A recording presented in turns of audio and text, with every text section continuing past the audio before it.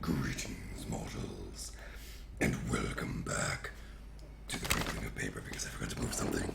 There we go. Relatively minor. Okay. So, when last we left off, we had just finished up in the. I don't remember what that place is called, but the down below area. Then we had a couple of nice conversations with some of our party members. And coincidentally, one of those conversations was with Anna. And we came upon the conclusion that we might know how it is to get into Farad's like thing. And considering that we have now learned that literally every single person in our party has been a filthy liar, Dacone was hiding information about the fact that, oh, by the way, it turns out I'm actually your slave. So Dacone has been hiding stuff. The Skull has been hiding stuff, right? And we have a suspicion that the Skull is hiding more than we can actually ask him about at this particular juncture. And Anna, of course, is like, when we talked to her initially, she was acting as if she didn't know us, when of course she obviously knew us because she was the one who, oh my god, someone's doing Super Mario RPG? I approve so wholeheartedly. Sorry, I just opened up the YouTube gaming app. Anyway. Don't watch that. Watch Planescape Torment. Oh man, I need to stream that shit. Okay, not today, but at some point I'm going to stream that game. I played so much of that game when I was younger. It was the first RPG that I ever played, and it had a strong impact on me. I really enjoyed that game. Anyway, so that being said, I also really enjoy Planescape Torment. I love the writing in this game. I think that it's very cool. It's a nice change of pace. I've been interacting with a lot of crappy writing lately, so it's nice to be exposed to really interesting and engaging like dialogue and characters and stuff like that.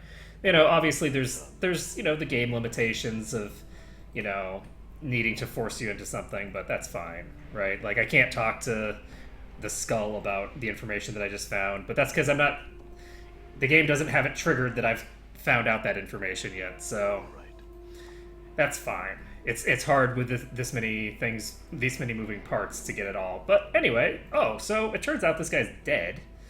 So that's no good. And why is...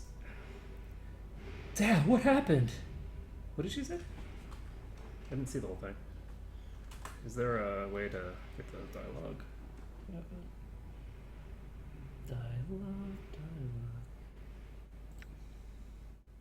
I think I might need to actually wash my hands again. I just was cleaning something with bleach, and my hand is hurting, so I feel like I maybe didn't clean it all off properly. So I might have to go do that in a bit. For now, let's inspect this gaudy ring. This is just a normal Ring of the Traveler. It's a +1 defense ring. We can give that to Dacone because, -7 AC is necessary at this point.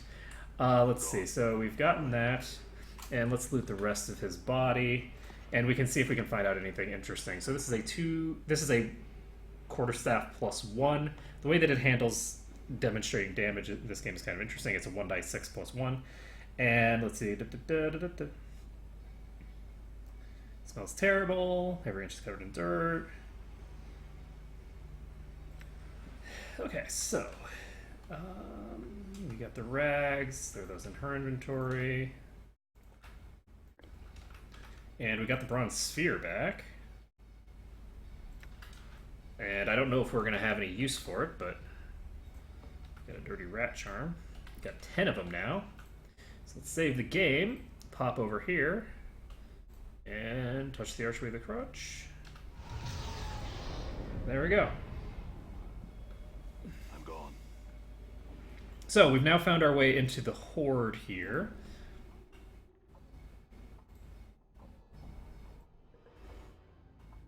This was once a gallows pole. Ew. That's unpleasant.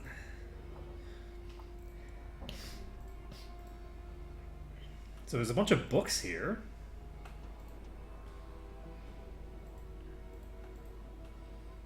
This is a very large place. Keep bobbing about, Skull. I'm gonna mount you in the end of a pike.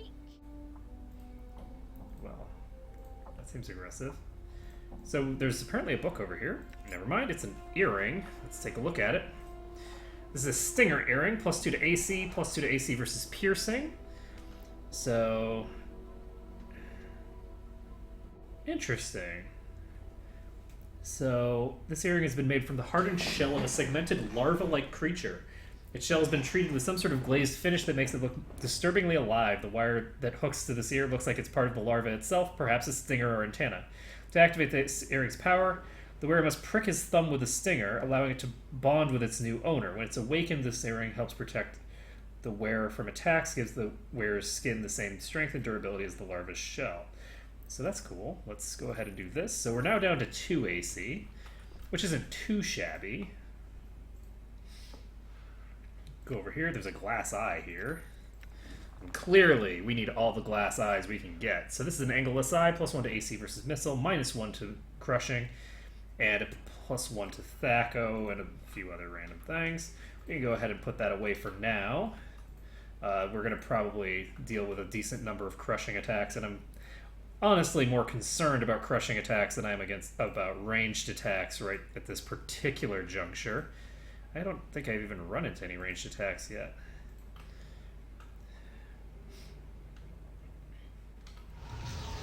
So that is interesting. That might be the exit. Yes, that's the portal back to Farrod's Court. And we're just going to pop over here and see what's over here, and then we'll head back eventually. And I did not loot these. I'm gone. So let's do that. So some money. Swarm of Curse.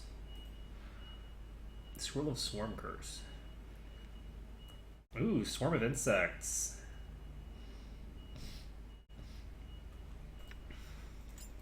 That's cool. And what is this? Okay, somebody just healed for 14 for some reason. I'm not sure why. But yeah, that Constitution bug is very strange, and it seems to be in all the Infinity Engine games. So...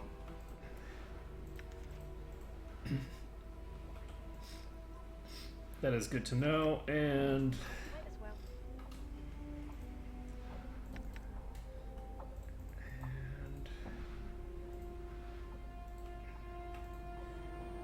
Okay, there's nothing in there. Let's check this one. Cheese! Oh my goodness, we gotta get the cheese. You cannot go through life without cheese. Okay, he already has this spell. I have cranium rat tails there for some reason. We now have 80 cranium rat tails lying around. I hear you. I shall serve. Yes, okay. So we're all set here. It looks like we found a decent amount of random stuff. Interestingly enough, we don't find everything that I would anticipate being here. Ah, there's more stuff hidden over here. So let's see what needs we need. And I'm gone. this is needle and thread, bandages, jar of embalming fluid. Nothing super interesting, unfortunately. So does he have magic missile? Do I need all this junk? Okay. So we filled up our inventory again. Excuse me. And we can pop on out of here. No reason to just chill here. And hopefully, whatever killed Farrod doesn't come for us. Interestingly enough, we came out on this side. He came back out on this side again. He went over this way, and then he came out from this side again. So that's an interesting... All right. Potentially, there's more to that place that we do not know or understand because we are not Farad and have his knowledge of the inner workings of his lair. So we're now going to head back out. Pretty sure we don't have anything else. Anything else to do down here, and that we're all set to continue on to deal with the Chaos Men. I guess we have one more thing that we need to do, which is we need to sell our crap. And there's actually a guy down there that we could have sold to, now that I think of it. But whatever, it's not a big deal. So what else do we have? We have 3,600. I'm wondering if we want to get some tattoos for some people. How much constitution does everybody have? Because he has enough constitution. So does she, actually. We could get regen on either of these characters. Regen on Morty. Oh, we can't get it on him. He can't wear tattoos. So let's take a look. Does she have 3 tattoo slots? That's not the right spot. She has 3 tattoo slots, and that means that she could get 20 constitution if she had 2 of the little ones and then a big one. So I currently have him regenerating, but I could have... I'm going to take a look at our options for tattoos because I feel like it's a good idea. Let's take a look at our statistics. We are looking okay for now. I'm gone. And I should be able to pop down here. Seeking company kata. It would be nice to have regen on the entire party.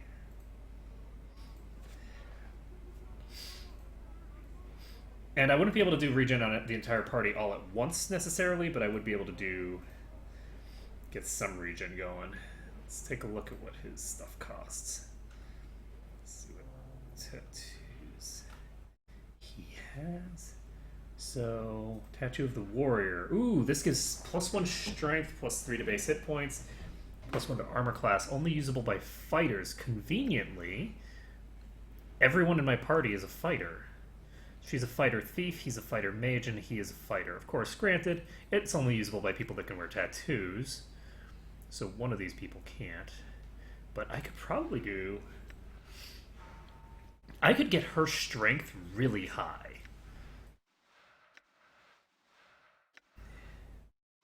If I so pleased, I could do some crazy stuff in that regard. So what I think I want to do, because I could do...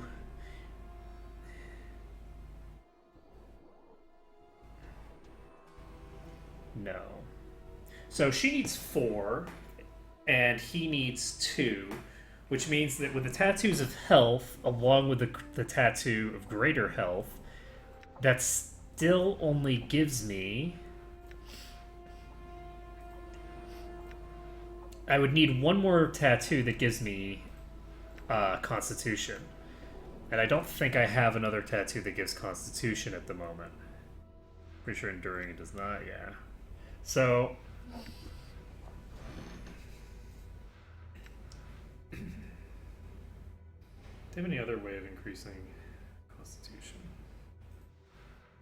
Because I could just give 2 tattoos of health to him. And then that he's done. He's capped out. So I think what I'm going to do is cast...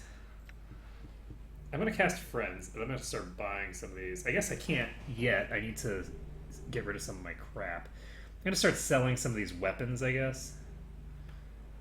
I don't really need them all. And that should clear out my inventory a little bit.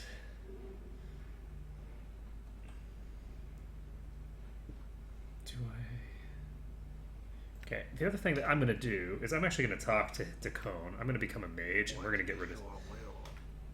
Let's see. Teachings. I feel stronger. I feel stronger. So I have the ability to level up to level 7, probably.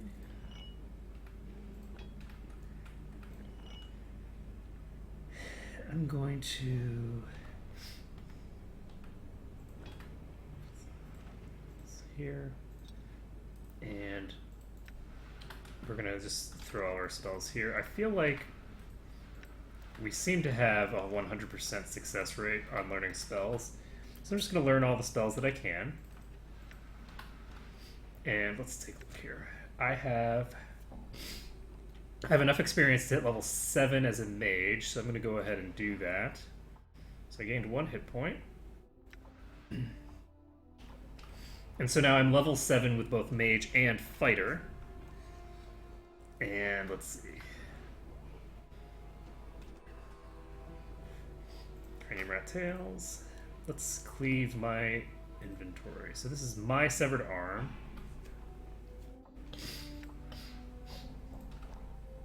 I'm gonna go ahead and keep that around. Identify this. It causes cloud kill. And let's see, Dirty Rat Charm, Were Rat Skull. And what else do I need? Okay, so let's save the game. I'm going to cast...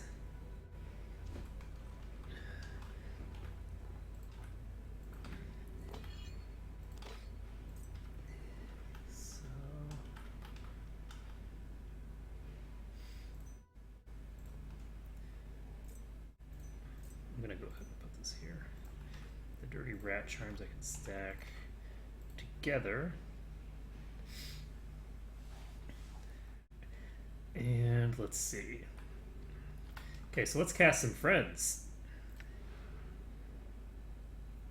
I only have 1 casting of friends. Okay, well, I have 1 casting of friends.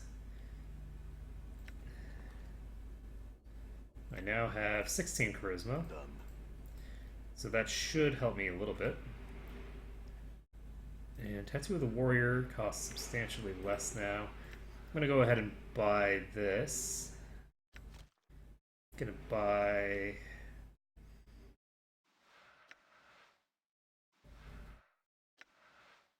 Should I buy the Tattoo of Spirit? I don't see any reason to. So we have Tattoos of Dexterity. We have Greater Action. We have the Tomes of Health, or the Tattoos of Health. So we're gonna go ahead and buy 3 Tattoos of Health. And that's it. That puts us in a pretty good position. I can't quite cap both of them out at the same time, so I can't get both of them all the way up to regen status, but I can get them close. So she needs a total... There we go. So she's now set. She's got 20 Constitution. She's in good position. I can take the Tattoo of the Warrior that I've got, and I'm going to go ahead and give that to him. I'm going to give him that in place of this. That's interesting.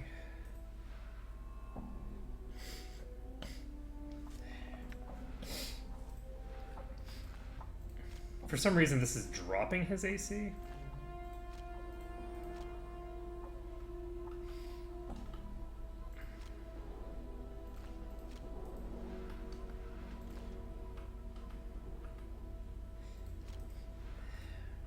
See if this AC bonus is... Okay, so it's giving you the +2 bonus on your character sheet, but it should only be giving a +2 bonus against chaotic creatures. So I'm confused about that. At any rate, we can now give Phineas's key over to here and start moving all this stuff into the appropriate inventory. We have already memorized this. And this is a Tattoo of Revelation. This gives +2 int. Give it to him. Get the number over to him for now. And let's see here. So Anna's now going to be... She's now going to be regenerating. She somehow glitched out when I went into the menu and she healed completely. That's fine. I'm not really going to worry about that bug. I don't know what's causing it, but it's really no skin off my back. I don't care that much. So let's see. It ends up making the game slightly easier, but I don't think it's a dramatic difference. So Bloodfly Charms, Merc, just dump all that stuff up there. And let's see. The Were-Rat Skull, I don't know what I'm going to do with, but we'll keep it for now. Note from Farad. Bandages, a million of them. Farad's Crutch, we're going to keep, because that's a portal opening thing. I have a Hollow Axe, I don't need that. I don't want to sell my arm. And I have another Heart Charm.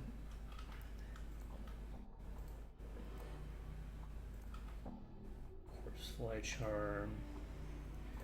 Bone Charm. Poison Charm. Bandages.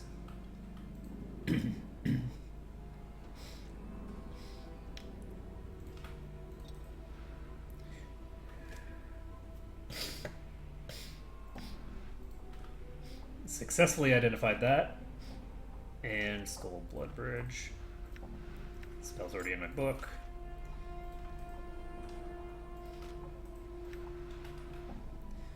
And dump this. No, we give that back to him. I don't need the Abyssal Pipe, I'm planning on selling it. So Batezu Mace, I'm going to keep. Fist Irons. I don't need.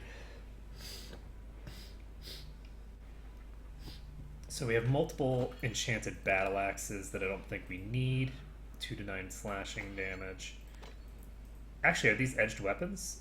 I think I do want at least one of them. And let's see. Sorry, I'm a bit sniffly. I hope that it's not too loud when I sniffle. But not much I can do about it right now. Abyssal Pipe, Hollow Axe, my arm, and enchanted hammers. I don't think I need these enchanted hammers. Is there anything else that's jewelry? I do not believe so. These are cleaning rags? Okay, we got my intestines. And we're good. So, I do not believe that sell prices are impacted by charisma, so I'm not concerned about that. So we're just going to pop over into the west. I'm going to take a look at my wizard spellbook. And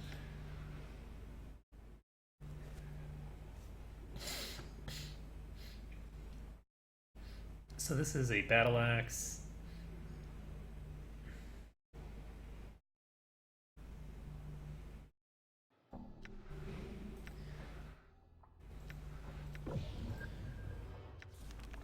Wait, I'm a high enough level mage to use Remove Curse. Well, that changes things. So since I can now use Remove Curse, I can go ahead and grab that guy and go cast Remove Curse on him. And let's see, we can get power of 1, I guess. So Quatra Storehouse. Save the game. Done.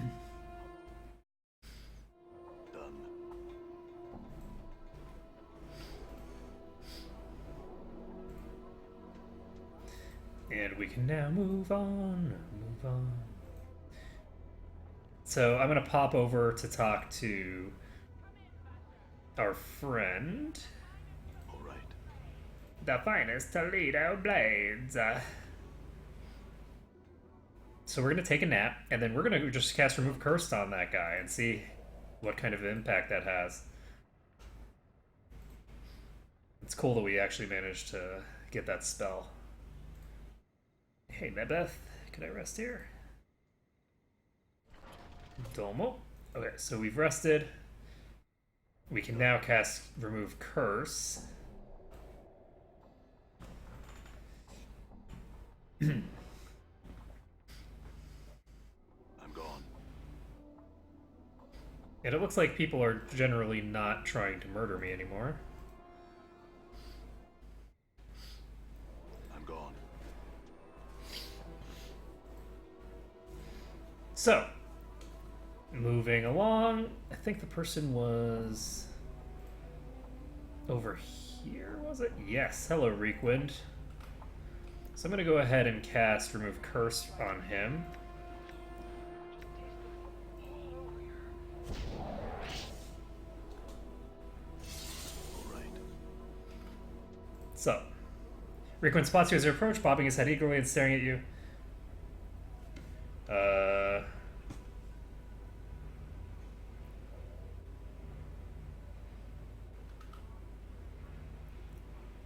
Okay, not today. Do I need to talk to him? Or something? You know, it All wouldn't right. kill you to say a few words to me, Feedling. Or hug me. Or kiss me. Oh wait, this is before I... Okay, I thought I'd say it, but apparently not. All right. Okay, so we need to reload this. We need to go make sure that we have the right spells equipped. I honestly don't think I need armor, though. I could actually cast this and then swap to fighter if I wanted. I'm gonna just remove this, put another copy of Friends on this list. Why can't I memorize another Friends?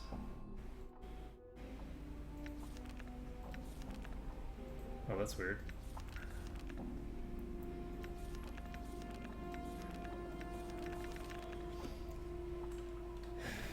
Okay, scriptures.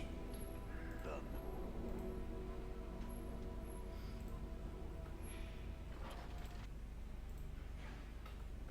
I'm gonna save this, I'm gonna talk to her. And the rings are still selling for the normal price.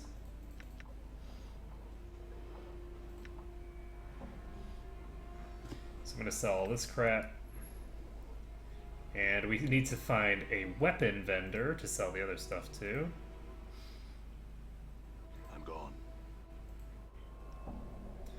Da, da, da, da. Done.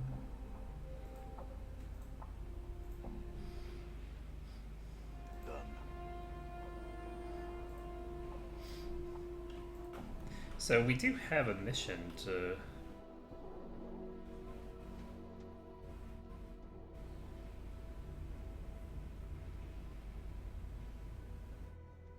Oh. Okay, so I can't cure him of the curse because that's not how it works. So you'd think that remove curse would just remove the curse, but I don't think that it does. But now that I have remove curse memorized, I am going to talk to him and see if... Okay, it doesn't look like I have a thing. I was thinking that since the woman had access to the remove curse spell, which is conspicuous as a 4th level spell. I believe it was the only 4th level spell she had.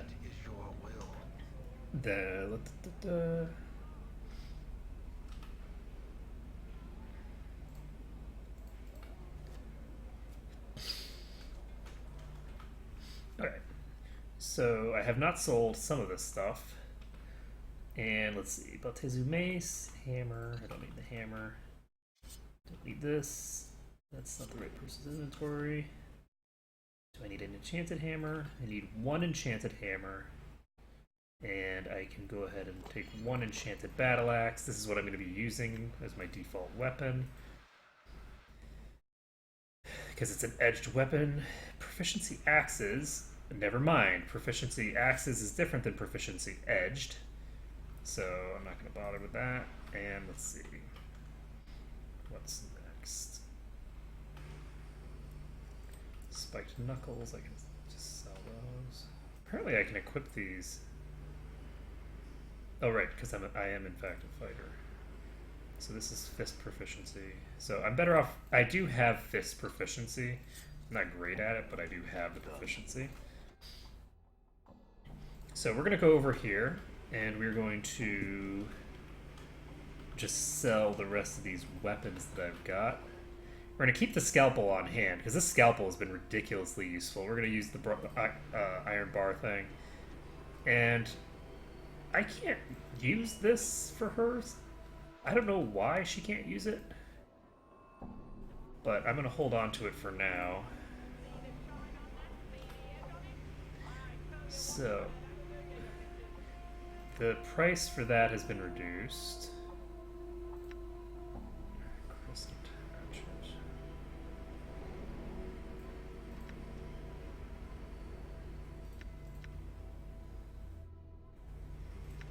And there we go. We'll just sell all that crap. I'm not going to sell the fist irons. And I can actually sell all of my cranium rat tails to him for 93 copper off the bat. Boom. So we've sold all of those. No problem. He doesn't sell anything terribly good, I don't think. Yeah, the only good things that he sells are the things that I gave him. And I am actually just going to sell these copper earrings because, and the bracelets, even though I'm selling them for less than I'd like to, I'm still selling them for more than nothing, and if I just drop them on the ground because I fill up my inventory again, that's what I'm going to get for them. So we've got 2600 thinger. We are currently a fighter, which is what we want to be. We will be ending the game as a mage, but of course we want to get the bonuses first from fighter. And I am glad that we got some levels as mage first, because I think that's useful. Okay, so we're now going to go to the Tenement of Thugs.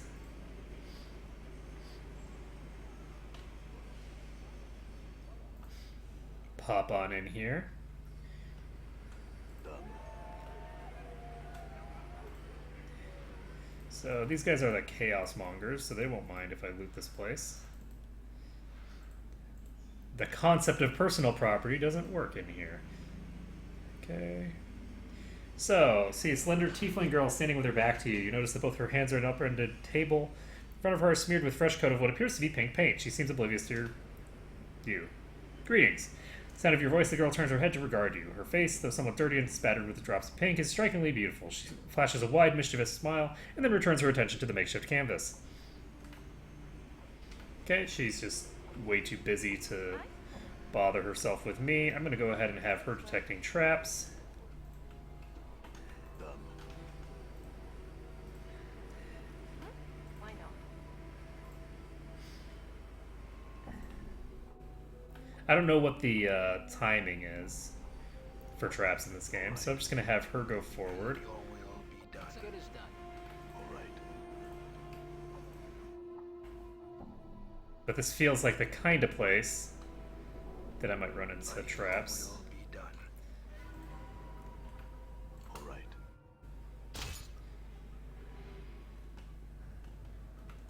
So these guys are attacking each other. I will. Your path is mine. So I just took 20 damage. This guy to me looks more dangerous. Ready. Why not? Oh, she detected a trap. Great. Ooh, disarm it.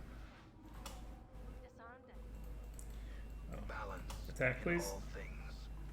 I'm gone. Done. I'm here. It's Okay, so we definitely got traps around here.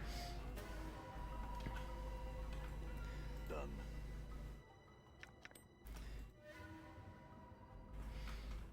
And take this trap. Aye. What? Why not? So you do have, yes.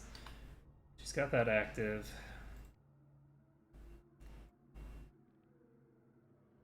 I'll go ahead and stand in here. I'm gone. Not bad. That's a pretty decent amount of money. Okay, we're sending him forward. What you be wanting? Right.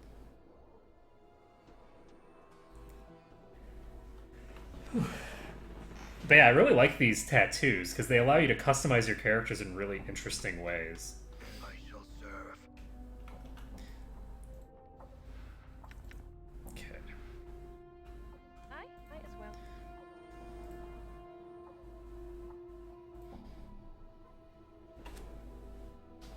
I shall serve. Okay, so that looks like a dangerous place to go. So there's a person in here that we can talk to. I might as well. I'm gonna send her in first. Let's see any traps. All right.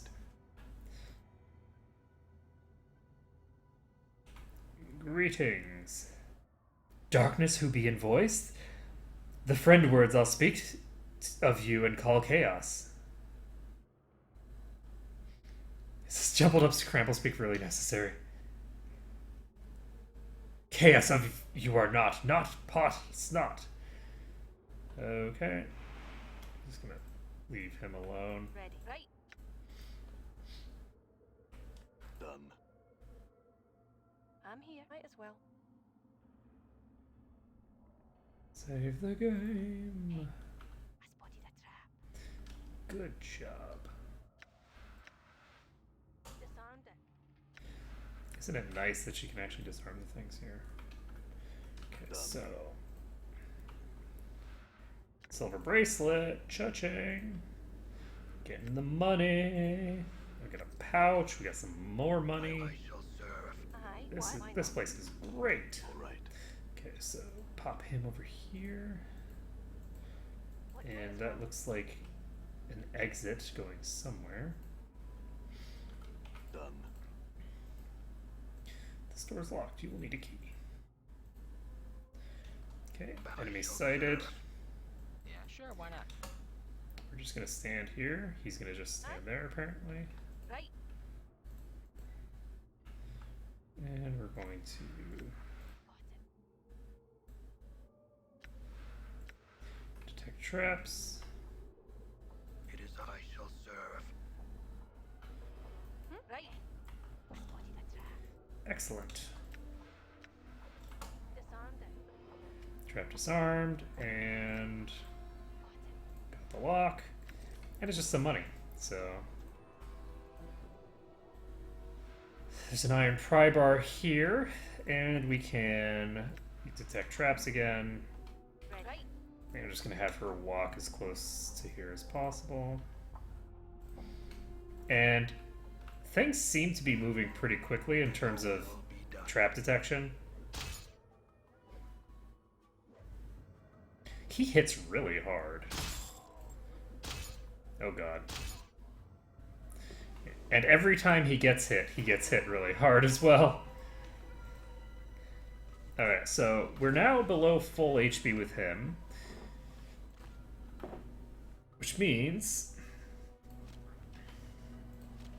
time to put on this tattoo. I'm actually going to put all of these tattoos on him.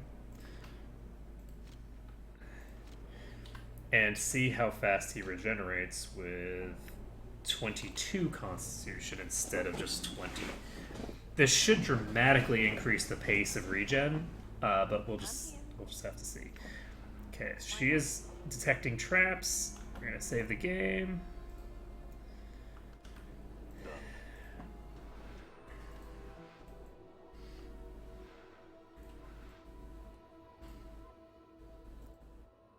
Store is locked. You'll need a key. Might as well.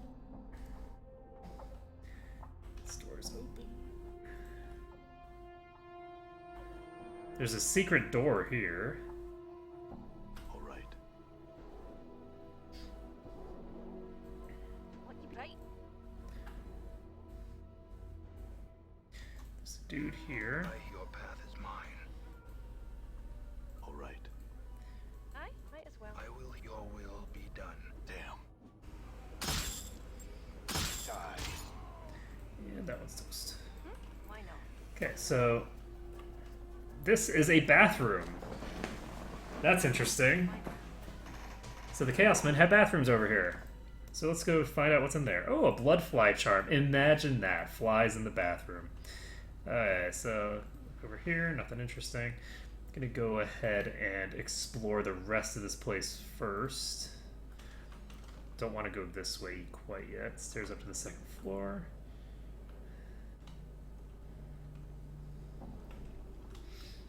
I'm here. Okay, so she's still detecting traps. Good. And I think Disarmed. that unlike the sort of ticking mechanism that Baldur's Gate has, I think that it just automatically detects traps when you reach a certain range of the trap in this one. Might as well. Which is so much nicer. So much better. It's always really annoying having to wait, but not actually knowing how long you need to wait and just wandering around waiting for 6 seconds between movement. Okay, there's a couple enemies here, and I can trigger them to chase me, and then Balance I shall serve. have these two beat the crap out of them. Might as well. All right. It is I. It's a veteran? Endure. Yes, Starved Dog veteran. Ring I am wounded. Die. The rock sings true. Okay, ouch. So we have regen, but, you know, regen does have its limits. We're starting to feel a bit wounded. So, are you... Yes. Okay. Might as well. I'm gone. Okay, so we've got a veteran. I shall serve. All right. Huh? Sure, why I'm not? hurt. Oh, shit. All right. What? Okay. Ready. They are both really low. I will hear you. Yes. Poor deck. Ah, Dakon's dead. Okay. Let's see. This one. Is it? No, it's this one. Alright, so, and of course Dakon just gets fully healed as soon as I load it up. I'm gone. Let's see. I remember on my other game I actually had to reload so many times because that was like a legit challenge run. And every time my character C healed, I was trying to basically counteract it. All right. So this place I could probably pretty That is mine. easily get through if I just had her stealth up all the time. Oh good, so we killed that guy alone. Right. Chop, chop, chop. Balance in all Ready. things. Why not? Okay, so we're gonna have her keep using detect traps. Have her walk right here. We already detected a trap. As I, your will be done. Tantus Valley. Tentus Valley. The rock sings true. And there we go. Save the game. Why not? Use thieving skills on the trap that we already saw. Disarmed it. That looks like a mage. But we know how to deal with mages. What's up? Aye. What? Right. Assuming I don't run into a trap along the way. It's a pretty well lit place. Who I am. And let's see if we blow up to a trap. We do not. Oh, well, we didn't kill it. She's dead. Oh, she's not dead.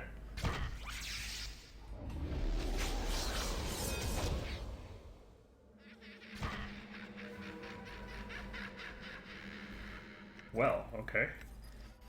That is some interesting sounds coming out of that guy. We can go ahead and detect traps. That guy was substantially harder to kill than I was expecting. want to know? I know.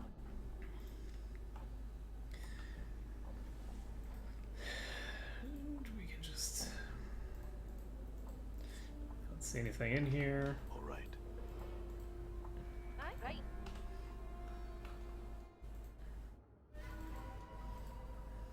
And your will be done.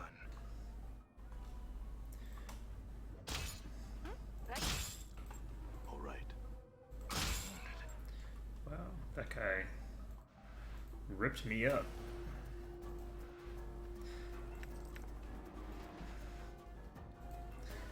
Okay, go ahead and take the ring. Pop down here, I guess. Okay, so we now have a key. And we've mostly cleared out this whole place. Let's go ahead and pop over here. Ready. Are you... Yep. Might as well. I'm gone. I might as well. So there's some woman named Sybil over here. We can go ahead and talk to her. Gone. So, I wouldn't go in there if I were you. So why? She winces at the sound of your voice, putting a finger to her lips to indicate silence. She pauses for a moment, then answers in a hushed voice. A whole mess of them howling lunatics, that's what.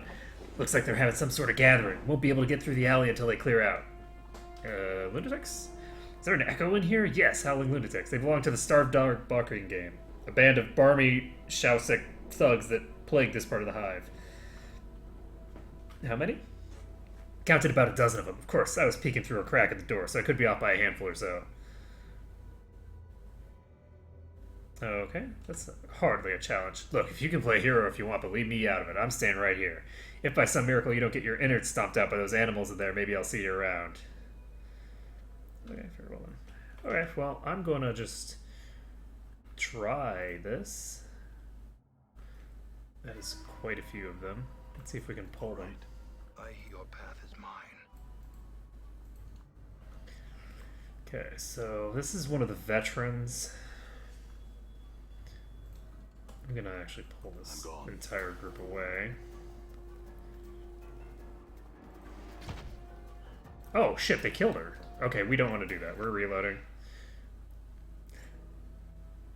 I assumed, by the way that the dialogue was going, that she would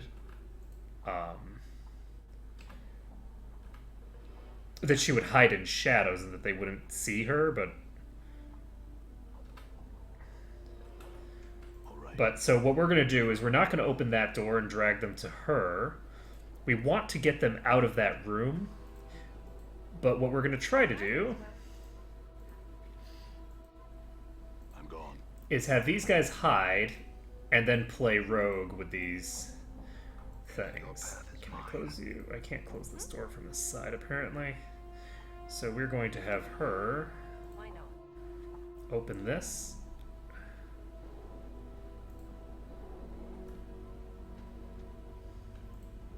Let's take a look over here. There's another door here.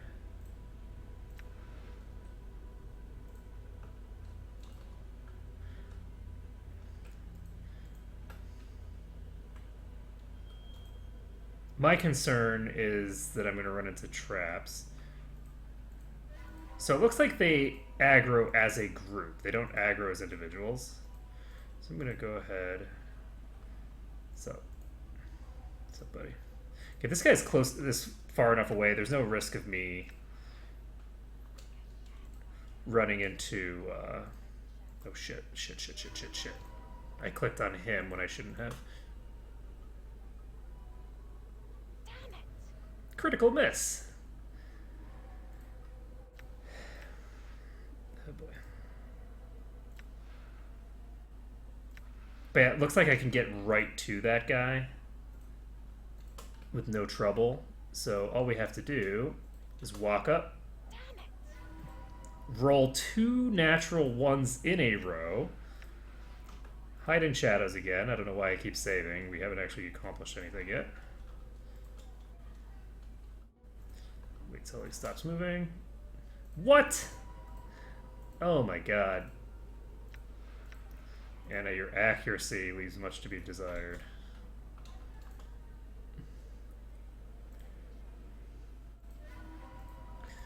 Okay, so we're just gonna continuously fail over and over and over again. It looks like Zarok is actually what you're not name is it Zarok, is it? Tacone. Tacone's actually at full HP, so I'm gonna go ahead and kill some of these guys. Ready. I'm gonna have her just keep stealthing around, popping in for backstabs. Just folly. She misses again. The rock sings true. So Your will be done. So he's killed some of them. At some point, she's gonna actually hit with one of her attacks. Is she like not using a proper weapon? She is using a proper weapon.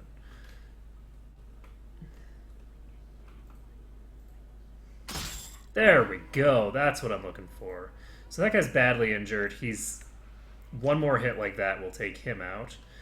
We want to get all the veterans if we can, because they have the best offensive capability. That was worth 420 experience. Sneaky, sneaky business. Sneaky business. Oh shit. Oh shit. Okay, I was thinking that would block line of sight. It does not. So moving back. And going to this guy. Backstab! Okay. Moving back over here. Leaving shadows. Leaving shadows. Like a shadow I am. Goodbye. So we don't have too many more left. Only like 1 million. But if I kill them all, that would be good. At least I'm consistently hitting them now. I must have just been rolling really badly. It looks like one of them dropped a key.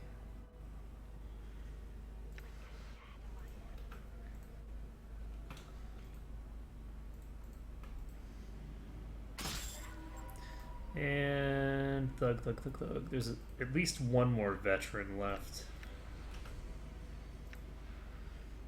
But we should be able to do this. The other thing that I need to check is hotkeys at some point. So we only have, what, one more veteran? I'm gonna go ahead and see if... Okay, backstab did not kill that guy in one hit. Even the thugs need at least 2 hits to kill.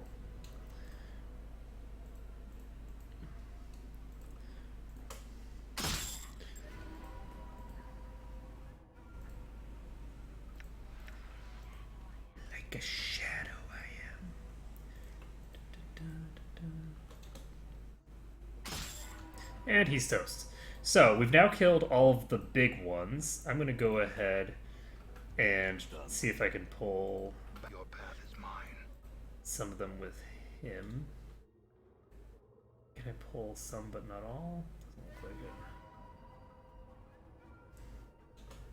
Hi. So what we're going to do is have her continue stealthing. Your path is mine. He is going to Right. stand here and get wrecked. Apparently. And I shall serve. So he's going to hide. Hi. Right. She's going to stealth.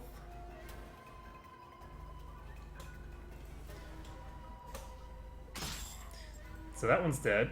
The other one didn't even notice. He's like going back home. He's like, this is too dangerous. There's some gith in here. There's a tiefling running around. We got a smaller key. Ooh, so many keys.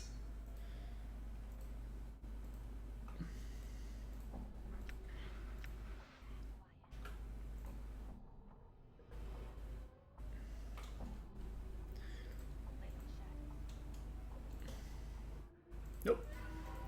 That is not how you do it.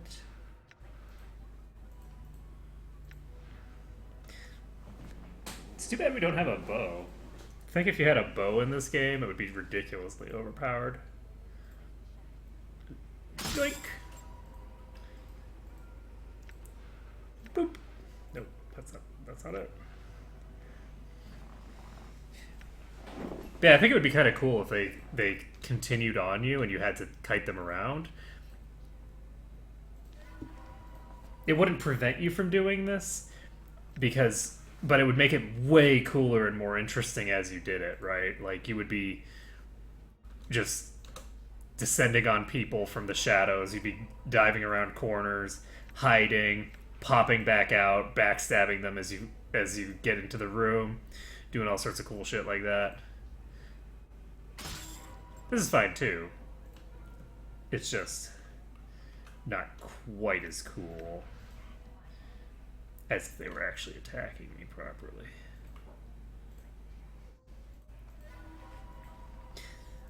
I don't like the way that what is that AI? The Heart of Winter AI is coded. The way that it just sort of arbitrarily follows the first character in your party slot. I think that's a really dumb way to handle it. But the way that Baldur's Gate originally handled it was really cool and interesting. I like it. It basically makes it so that the enemies will just go to wherever it was that they last saw you. So, and from there they'll, just go about their business if they can't see you. But they'll always go to where they saw you most recently. Now, in some cases, the way the AI worked, it actually went to the location that you were going to. So, like, if you clicked on a spot very far away, they would just follow you the entire way, no matter how long it had been, because it was tracking your movements. But if you were clicking just a little bit at a time, then they would just go to the last place that you'd been. Oh. I actually succeeded at that hide. Seriously? Jesus. I'm gone. Your accuracy leaves much to be desired, my friend. I'm gonna go up and punch him. There we go, that's one down. I have an AC of 2, which is not great. Right. And now we can go after these two. Backstab! Okay, I'm gonna go ahead and backstab the other one. There we go. Now they're both near death. I'm just gonna charge them, I think.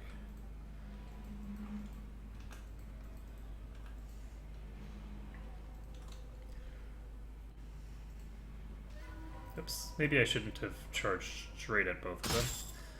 There we go. And we're just gonna wait and go after it again. I'm hurt. Okay, well, I'm severely wounded, but that's fine. I regenerate. We're gonna go ahead and take all the money. We're not gonna take the battle axe because it's not worth very much. We're gonna take the charm. And we're gonna loot this. Ooh, what is in here? Ooh, delicious, delicious monies. And now I can go ahead and talk to this woman. And say so. I'll say, Cutter, I'm impressed. I thought those animals would chew you up for sure. Guess I should thank you.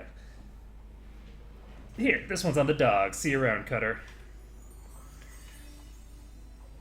Adder's Tear. Oh, cool. Done. Can spit acid at people. Okay, so we're level 7 fighter, and we are moving on. Continuing on our way. All right. Okay, so Iron Gaze Rusted Shut. Some Dabuses here.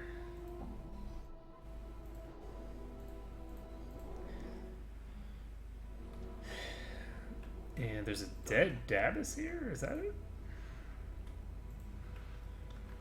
That's interesting. Let's go ahead and detect traps. Right. Done.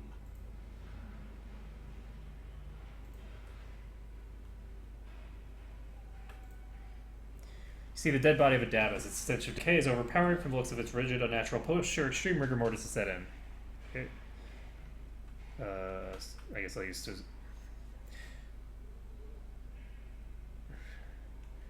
Okay, I'll try to focus. Your vision goes black for a moment and hammering pain fades until you sounds like it's coming from outside your skull. The darkness clears and you hear the hammering coming from outside the building. The entire building seems hazy and somehow confused, as if you're seeing it through a mist. The hammering dies and you suddenly see a spectral version of the Davos entering the building. As it does, the windows and doors become like water, suddenly sealing over the entrance the Davos came through. Davos turns, pauses, and then begins to slow circuit of the room, examining the walls and the hammering on each once, as if testing it. The Davos completes the circuit of the room, then pauses by the door it once entered. It begins hammering, chipping away at the stone, though with every blow the wall repairs itself. The vision fades to black and the hammering continues, first at its steady pace, then slower, then slower. Your vision clears as the hammering ends and you're once again standing up beside the corpse of the Davos. It looks as if it withered away here, trapped in the building.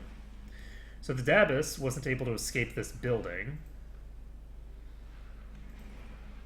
which is interesting. Done.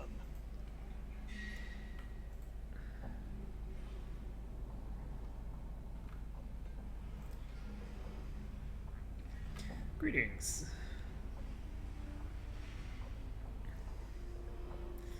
I thought I should let you know that I discovered a body of a bat.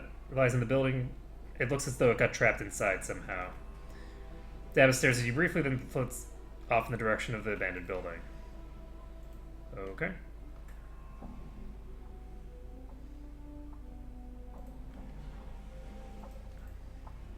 The door is locked.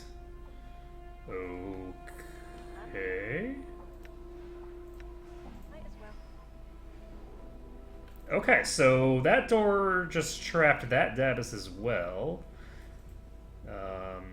That I wasn't intending for you to get yourself trapped as well, my friend. I was intending for you to know that something is trying to kill Davoses by trapping them in the door, but okay. You know, whatever. So, let's see. We got this. And we got a door here. And I don't want to go through there yet. Let's keep looking around. Anything else we've got over here? I don't think we can keep going any further. Okay, so I guess we're just going to save here, and we're going to pop downstairs. Whoops, we're going to open the door, and we're going to try to go downstairs. There we go. Here we go.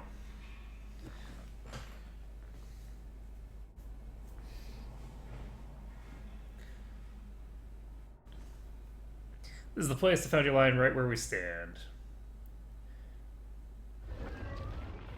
Oh. The wall has a face. Staring at the bizarre spectacle before you, what had appeared to be an ordinary, unremarkable brick wall now throbs and pulsates with movement. The wall expands with curious elasticity, heaving outward as if some unseen force was trying to push its way through the barrier from the other side. Slowly, undulating mass begins to settle, its curves becoming more and more pronounced, and you find yourself at eye level with a stony caricature of a human face. Cool. I do not know, but I'm for leaving before we find out, eh? There's something. Suddenly, a strong breeze begins to blow around you, and the air is filled with an eerie sighing. The rushing wind grows stronger, and you can make out the sounds as well. The creaking of boards, the rustling of leaves, and the grinding of stone upon stone. After a few moments, the clamor ceases to be a cacophony of individual voices and begins to blend into one articulate sound. Make out a voice, the voice speaks softly, it seems to come from around you all at once. You? It cannot be you. Greetings. You are restored again? I saw you destroyed. Where? I saw you destroyed here in front of me. I see all within me. So what happened? Things that cast no shadow were shadow. They rose around you, tore you down. Do you not remember? Ooh. So there is a memory here.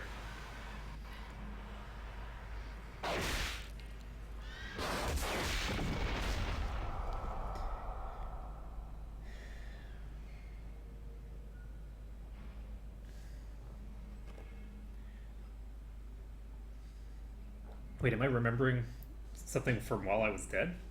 Yes, you remember. Destroyed as soon as I shall be. I cannot delay division much longer. Pressure builds soon. Stones will crumble and the floating ones will repair me to destruction. You're dying? Pressure's too much. Too many places folded inside. Not enough space. Must divide. It must be in the way. What are you talking about? I think it's pregnant. Oh.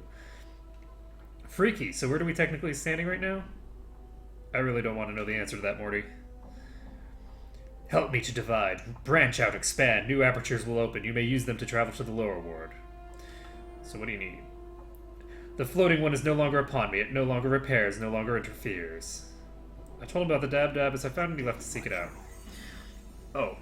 Yes, the floating one no longer repairs. It is now with the other. I have closed myself around it. It remains inside me forever. So you can divide without interference? Still cannot divide. Too weak. Cannot undo floating one's repairs. Its changes must be reversed before I can divide. You must undo the floating one's repairs for me. How? Seek the parts of me that the floating one has changed. Reverse the changes, undo the repairs. Must be exact, precise, only then can I divide. A hammer and a pry bar should do the trick. Okay, well I have a pry bar. And did I pick up a hammer? I already have a hammer. We're fine. So presumably I need to go over to these places that All right. I can click on.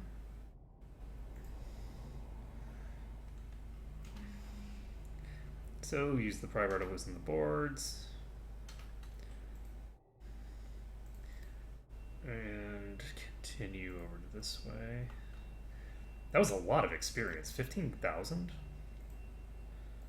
I feel bad for that Davis. Is there any way that I can, like, let it out now?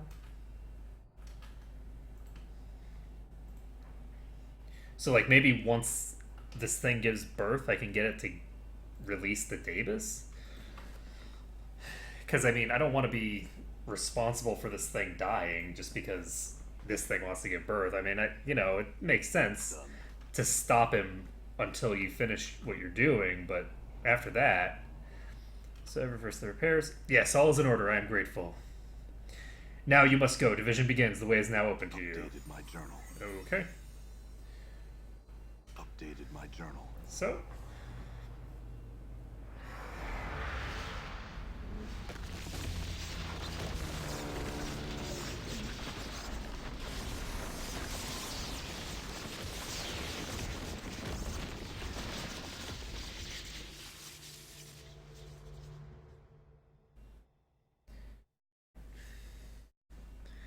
Learn some new tricks. So we've managed to get to the next ward. You there, sir. You look like you might be interested in some fine clothes. Is this the one? It's a skull, ain't it? That's what he wants. Grab it. Hey, let go of me. Help, help! I'm gone. Okay, so first of all, make sure that nobody takes all this crap that he had. And of course, I don't have anywhere near enough space to carry all this crap. Who's gonna carry my intestines? I'm tempted to put the angleless eye in. I guess I'm gonna have to. And then what am I gonna do? Drop my eyeball? No, I'm gonna keep my normal eye. Let's see. So we can probably put a bracelet on her. She's already got a ring.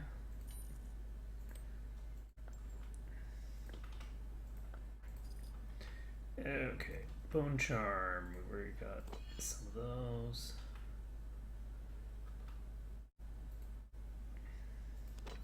She can't equip that.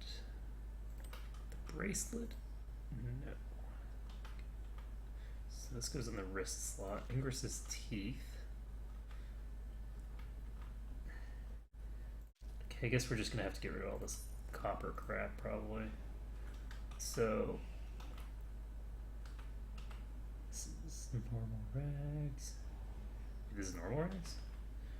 This is normal rags. They should be together with this, which should be together with this. There we go.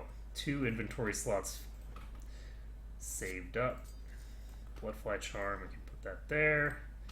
Embalming crap. Put it here.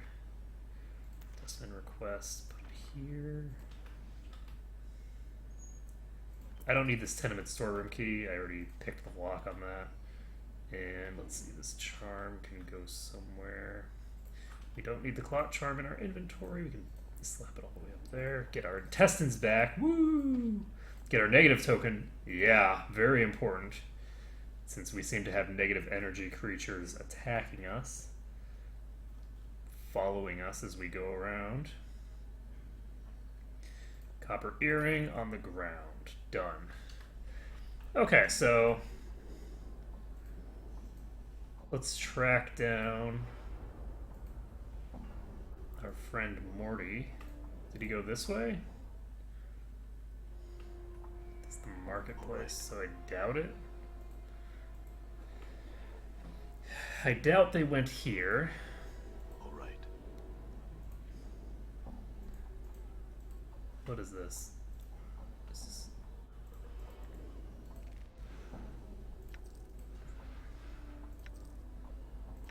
What's in these pouches?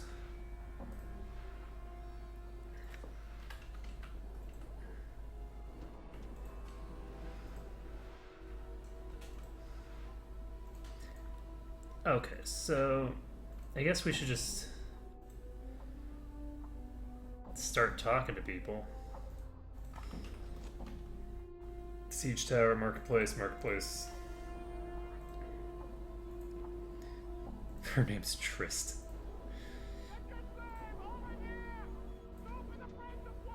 Hello, Grossuk. You look kind of gross.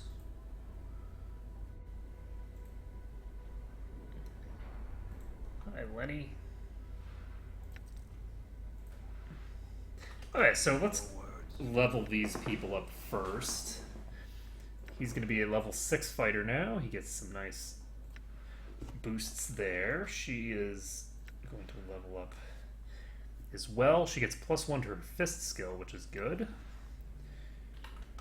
And let's take a look here. Oops.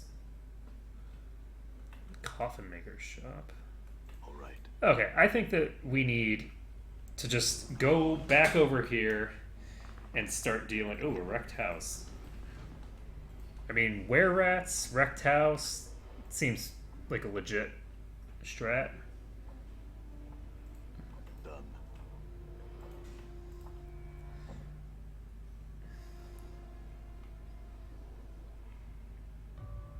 Thank the powers you're here, Chief. Get me out of here. What are you doing up there? Those were-rat vermin nicked me and brought me here. Come on, boss. We gotta get out of here. This place is bad news. So why don't you just float down? I can't. I've tried. Come on, get me down before. Have we visitors, Skull? Oh no. Do not offend this one blood boss or he'll deadbook you faster than you can spit. Greetings, traveler. Who might you be to enter Lothar's humble salon without invitation? You have something that belongs to me. Skull, my friend Morty wound up on your shelf. You want that chattering skull with half the grace and manners of any ordinary creature? Give me a greater skull in return if you wish it back. I do not need to bargain for something that is already mine. But he's mine? The skull is mine. If you press the issue, I will take yours as well. Boss, don't push it. Let it go. So how do I find a greater skull? Move aside the divan in the center of the room and pass through the portal on the eastern wall from the chambers below the catacombs. The portal will remain active for your return. In the catacombs, many skulls. One of great value lies within the interred crypts of the Dustmen beyond the drowned nations. Bring the skull to me.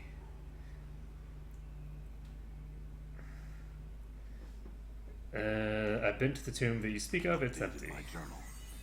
What's the meaning of this? The tomb was so well trapped, so well defended from scrying magics, it's a challenge even for me. There must be some explanation for this, and you will provide it to me. Go through the portal in the chambers below and seek the answer. It was my tomb. Your tomb? Your tomb? We shall investigate this more carefully. Fetch me another skull, then, as you seem to be so attached to yours, and we shall see what answers I can provide. Our agreement shall be as before. Do not try to deceive me with any other bone either. I'm something of a connoisseur. Return to me with something of value. Okay. What? So presumably not just like a were-rat skull. I'm just gonna keep pumping detect traps. Because detecting traps is important. And let's see here. So, what kind of skull do you want? Skull Sogo. Dustman, missionary, and spy, eh? This will be satisfactory. Your friend will be waiting for you above ground where you came in. Here, have your answers from me. So, why am I immortal? My journal. Your mortality, your soul, if you will, that which allows you to live and die, is gone from you. It was stripped by you by magical means by the night hag Ravel Puzzlewell. This guy's just telling me everything. Wow. Your mortality is the key to your existence. When you find it, you will find your answers. So tell me about Ravel. Ravel Puzzlewell is an enigma even among the night hags. Some call her barmy, others say she plays a deeper game than any can see through. She is evil through and through, making the fiends you'll see in the area seem positively divine when compared to her. She's out of the reach of men now, thanks to the powers, for she was mazed by the Lady of Pain. Mazes are like pocket dimensions, small places between the planes. To reach one, you need to find a portal and a key. I do not know what door or key, where the door or the key are. Perhaps you should seek one of your old acquaintances. You have certainly left a trail of them behind. They will find you, no doubt. Pray they mean you well. Perhaps you should visit Civic Fest Hall. There are many answers there. So what did Ravel do? My journal. She was a maker of toys and puzzles, a solver of problems that didn't need solving. She decided that Sigil, the cage, was the largest puzzle box of all, and set herself to undo it. To let in the armies of fiends at her disposal, no doubt, to upset the balance of the city, and turn the entire burg into a charnel house. Pray that any power you hold dear, with thanks that she did not succeed. In knowing the teachings of Zerthamon, I have become stronger. I will hear you. Cool. So he's leveled up. Just EXP, EXP, EXP. Oh, you wanted to send me to do this? Oh, I've already done that. How about this? Oh, I did that too. So...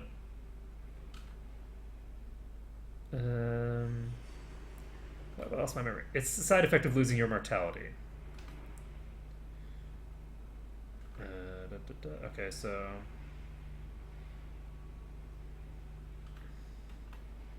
So she has been mazed, and we don't have... All right. For Lothar. What does this do? So where does this go? The Bones of Night. So where does this go?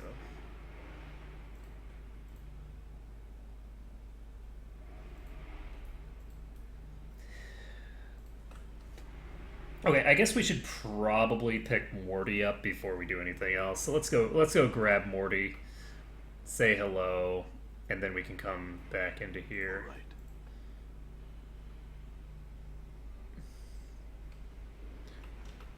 right. Okay, so welcome back to the party, Morty. Let's give you back your teeth.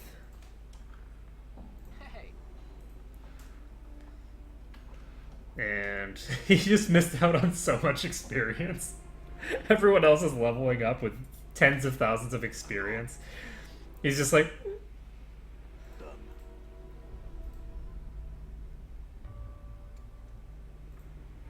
okay, so let's go in here.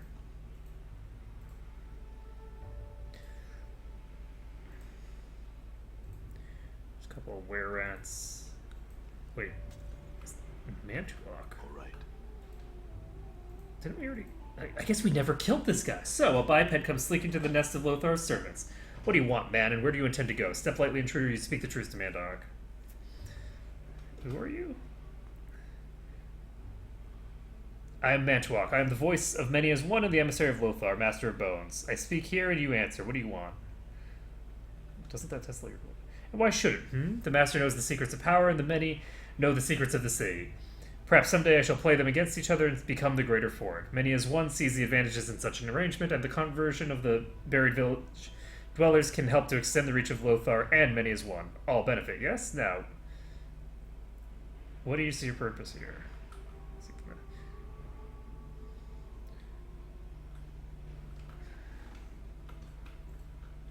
Interesting.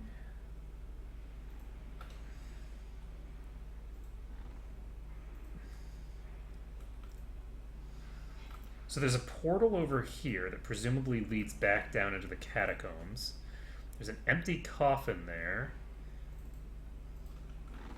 And we're officially into the part of the game that I don't remember anything really about this section. So that Mantuok guy is the guy from before. This rat seems to have trapped her, and we can save the game. And this presumably goes back down into the Weeping Stone Catacombs. We don't need to go down there. That's just silly. We don't need to be there. So instead, we're going to pop in here. And is there anything else that we need to do? I don't think so. So he just wants skulls.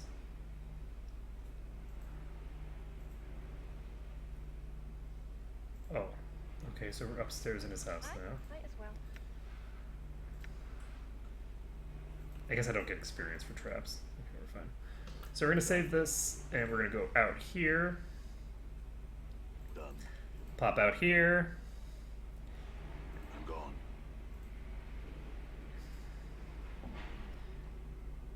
And now we're just gonna start talking to all the people here. Let's get to work. So, Korrer, sup? You see a middle-aged man, da da da. He isn't saying anything, whatever. Ooh, pustules. What do you want? Questions? What are you bothering me for? I look the part of a tout. You seem to be a knowledgeable individual that I can learn from. What do you be wanting to know? Ooh. Well, what exactly are you training in? I think I could teach you a bit more. I want more with daggers. Daggers, eh? I can teach you if you want. Okay. Oh.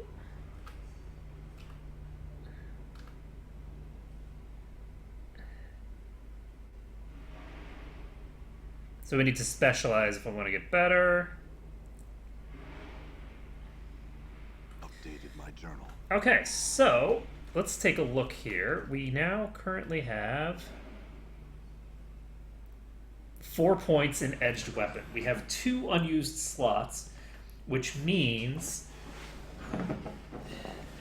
that we can start putting points into things that aren't edged weapons without any trouble. So what weapon types do we want? So edged weapons is obviously what we're going to be using as a whatchamacallit?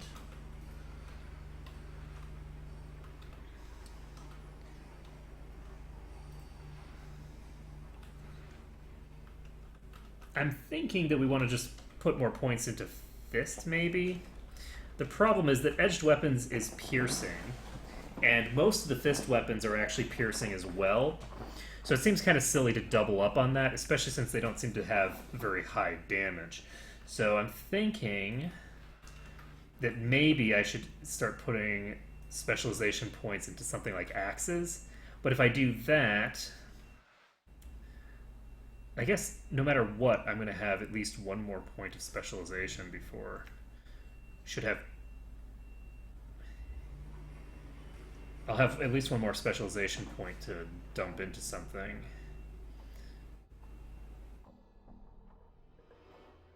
By the time I hit 12, which is when I can actually put 5 points into edged weapons. And what kind of weapons are equipable by...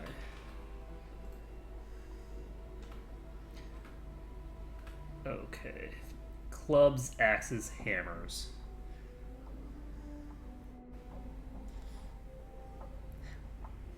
Honestly, I feel like I want to go with fists anyway. I've already got 1 point in it. And this gives me an extra half attack per round when I swap over to fist weapons. Alright, so that guy is the trainer. I didn't even remember he was. I was just talking to him. Greetings. I'm Vorten at your service. Who's Ed Creekness?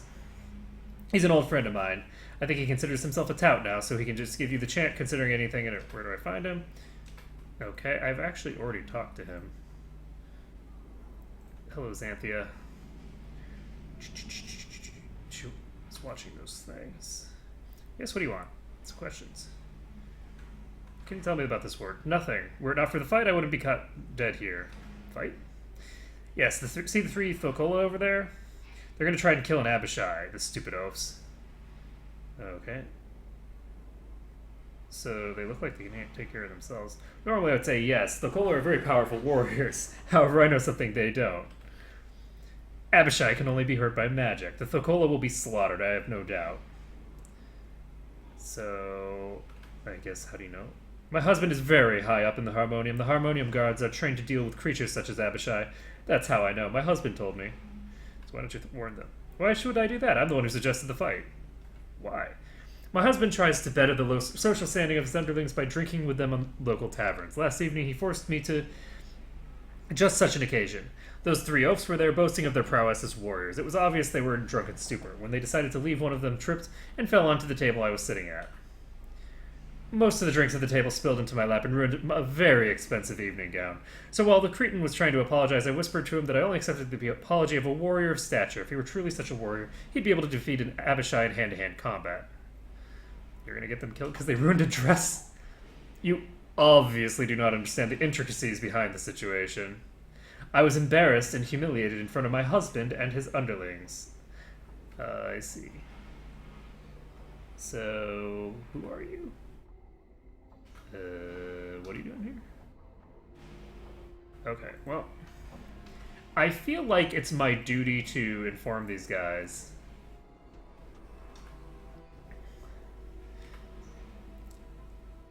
Ask Thorpe. Greetings. What you want, Smalley? You got question, maybe Thorpe got answers. So, you gonna fight an Abishai? That right, Thorpe and friends, Barsh. Abishai can only be hurt by magic weapons. Need magic? How you know? I talked to Xanthia, she told me. Xanthia played Thorpe for Coney. She lied, tried to get Thorpe and friends dead. Afraid so, Thorpe. Xanthia not deserve apology. Thorpe free from debt to her. Yes, you were free of your debt. Thorpe, thank you. You saved life. You saved life, friends. Thank you. Oh, wow. You good friend. You deserve. Let's see what she has to say. You warned the brute, didn't you? Yep. I will not forget this insult. Good day to you. So let's talk to the Abishai. There's an Abishai, like, way over here, I think. Greetings. Go! Grossup not talk. No, told wait. Grossup no talk. You lucky human. You go while still lucky. You stay, Grossup shred. Okay. So what are you waiting for? Right. I'm gone. Ready. So Grosuk is I'm gone. just chilling back here. This is a print shop.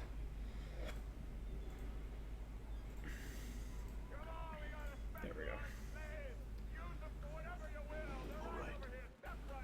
That's so disturbing. So, what do you want? Make it quick. What is this place? Are you entirely dim? It's a printing shop. I print things. Look around you. I print. What do you print? Books, pamphlets, handbills, words, letters, whatever. Though, I don't do racy prints and I won't fulfill any perversions you might want, nor do I care to ask. Do they have to do with work? Are you the one who wrote this note I found in the mortuary? Someone's been defaming my good name, it seems. Did you want something? Aren't you worried about that definition? Why should I be? It's just competition and sigil. Got a good idea who it might be, too, and I've got a little surprise of my own coming for him. Can I be of assistance? Are you truly as stupid as you look? Of course not. Alright then. Nope. Okay, well. So...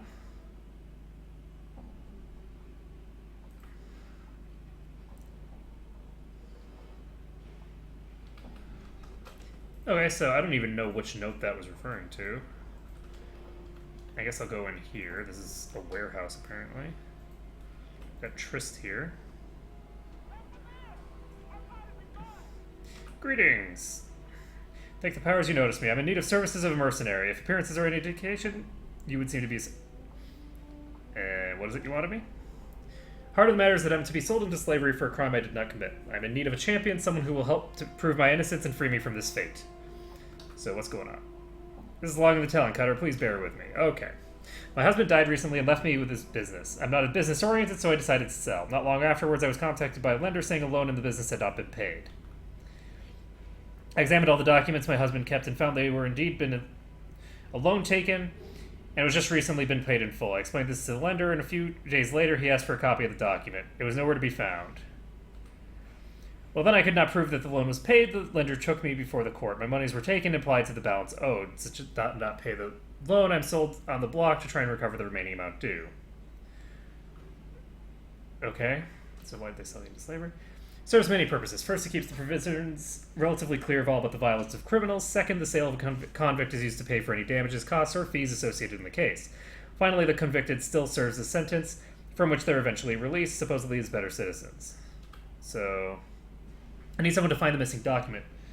The one that proves the loan was paid. Or if you could purchase my contract, I could pay you back. I can't spend the next 5 years of my life in this ward. It would kill me. Surely you've noticed the illness shared by all who live here? The yellow skin and coughing. Yes, Cutter, please, if you can find it in your heart to save me. Please.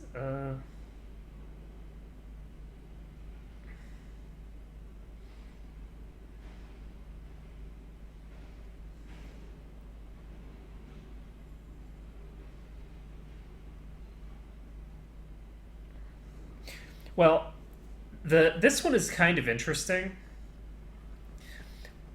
Except for the fact that I have a suspicion that this is going to be, like, blowing her off, which is kind of weird, because in this case, it seems clear that somebody has interfered with legally binding contracts and letters. So this statement here is actually not, in my mind, first of all, she hasn't been found guilty. This is not a...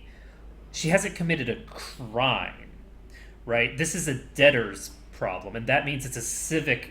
sorry, not civic. It's a civil dispute. It's not a criminal dispute. So she can't be found guilty. There's no crime involved. So this is a civil dispute.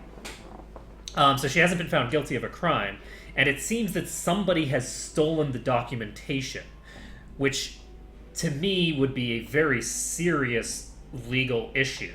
So of course we're going to do the investigation. We will find out whether she is legally, like, whether she's telling the truth, basically. So let's take a look. So, lender's name. I know his name well, Cutter. After all I've been through, I will not likely forget it. Byron Pickett, and his associate is somebody named Lenny. So who's Lenny? There's a small, fair-looking man who came to court a few times. He would sit behind Pickett and whisper to him occasionally. That sounds to me more like the brains behind the operation than Pickett himself. I remember him because he always seemed uncomfortable in his clothes. He would pick at them as if they were new, as if it were not used to wearing them. On one such occasion, Pickett told him to sit down and stop fidgeting. He called him Lenny. Okay, so maybe not. I'm not sure, actually. My husband told me that some ruffians could be found southeast of the market. Okay, we're going to find Byron. I'm not sure where he can be found. Could this document is wrong? I don't know. Why would anyone steal that, yet leave other valuables be? It makes little sense. Well, maybe the lender stole the document so you'd pay the loan twice. That's a terrible thought. But also a most ingenious one, Cutter. This Byron Pickett does strike me as a knight of the post. A what? A thief, a cheat, Cutter. Some are called knights of the post or the cross trade. And have you explained any of this to the courts? Oh yes, Cutter. I've explained my situation to many. You're the first willing to help me. Okay, so I'm going to head out for now. Now, this is something that the courts likely would not consider to be worth an independent investigation. This is like really obvious, like, okay, clearly this woman's just making this up. This documentation probably doesn't exist. But because, as the courts. But considering that she's sending me as an individual outside the realm of the law while she's on this place on basically a fool's errand. If this documentation doesn't exist, I don't have the power to help her, right? Whereas if the documentation didn't exist, then just getting the court to do an investigation of it would, in fact, help her. So, while I understand the court's position, I also think this is worth looking into individually. I have some questions. What if I told you Byron Pickett sent me? Pickett sent you? Why? He said you could answer some questions. I want to talk about the papers you stole from Trist. I don't know what you're talking about, Burke. You best stand off.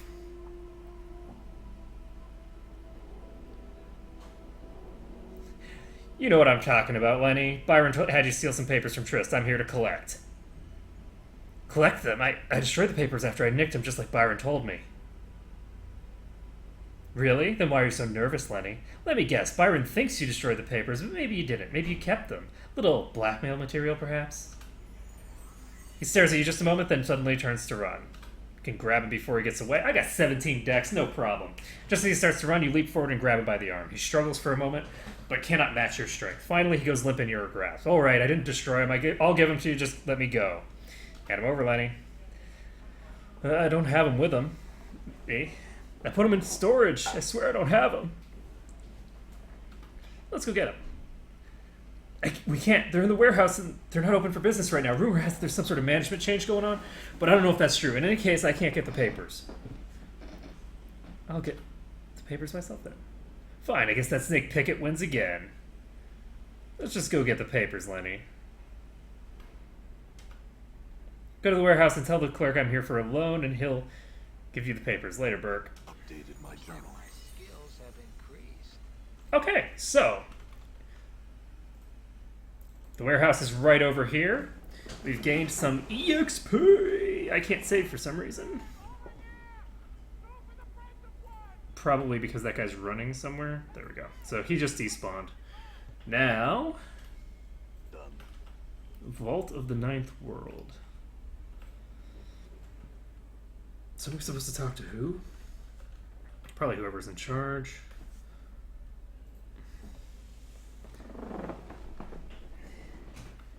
Okay, I had a few questions.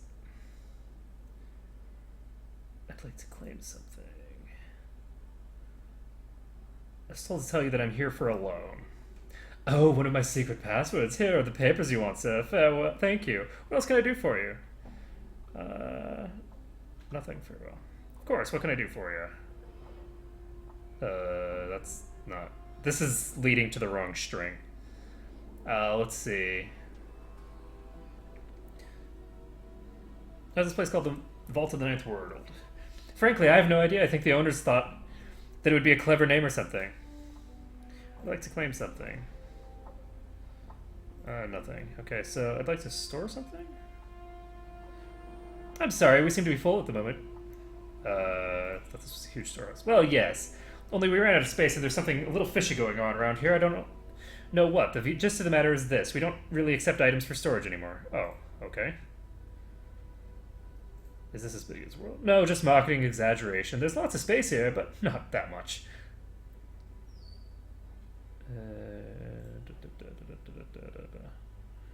Okay, I'm gonna... Oops, not sorry. So what are you? I am the voice of the Vault of the Ninth World. I'm here to serve you, customer. Instruct me in what you desire. And okay, I think we're... Farewell. Okay. So we can talk to these people if we want, but before we do that, we'd better go talk to this woman and give her her paperwork back before she gets sold.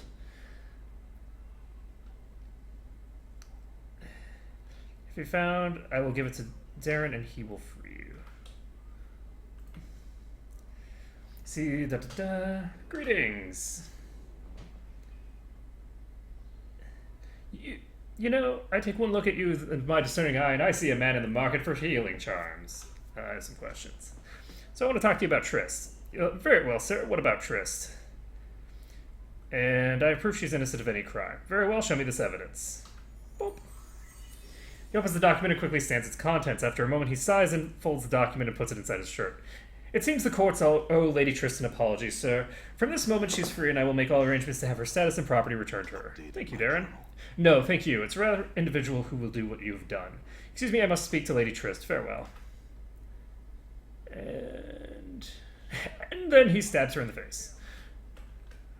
Why is she still standing here? You're my savior, Cutter. I'll be forever in your debt. Happy to help. Thank you, Cutter. You've saved me from a certain death, Cutter. A slow, painful death. Please wait here. I'll return shortly. Oh, right? So, hello again. Thanks for waiting. With the document you've provided, the courts will restore my status and finances. It's not much, but it's a well-deserved reward for what you've done. Thanks, Trist. No, thank you. Farewell, Cutter. Okay, so we managed to get some money out of that, in addition to having saved some person from slavery. This is very much Roman. This idea of imprisoning people who owe other people money and they can't pay it. This is very much taken from the old Roman Empire that did this kind of thing. You have these temporary slaves, which are, you know, people that are basically indentured servants, and once they've paid off their debt, they're free to go. That was very common back in the old days. It wasn't until much later that slavery took on the meaning of like these like sort of subjugated slave races. That's a well, unless you count peasants just generally, because the nobility are sort of, it's by breeding, right? So you could consider peasants to basically be constituted as a slave race. So I guess kind of it's always been around, but at the same time, the way that it was handled in the more modern times was much different than the way that people did it back in the day. So let's see. Tell me about Sigil, the ward. Who are you? Let's go with the ward. So tell me about the foundry. Sorry, I haven't been reading everything. Let's see. The workshop of all creation, where the steel of a person's soul is shaped into works of art, and creation itself can be changed within its walls. So say the godsmen. So who are the godsmen? A noble faction. All can become gods if they simply learn enough during their lifetimes, that they grow, develop, and become better spirits. Can you think of a nobler faction? Oh, that's an interesting idea. So they think of themselves as people that they're trying to become gods. I like that idea. That fits very much with Eldrea's philosophy. I don't know about Comoniton. I don't know that Comoniton would want all men to have the power of gods. So, something about the siege tower. True mystery, even to me. It simply appeared one day. No one can gain entry and nothing has ever left it. Okay, open air market. Market lies to the south, and thanks. Okay, anyone else? I don't see anyone else. Let's go talk to this Yemen person. The man has a rough leathery skin with a pale yellow cast and gaunt features.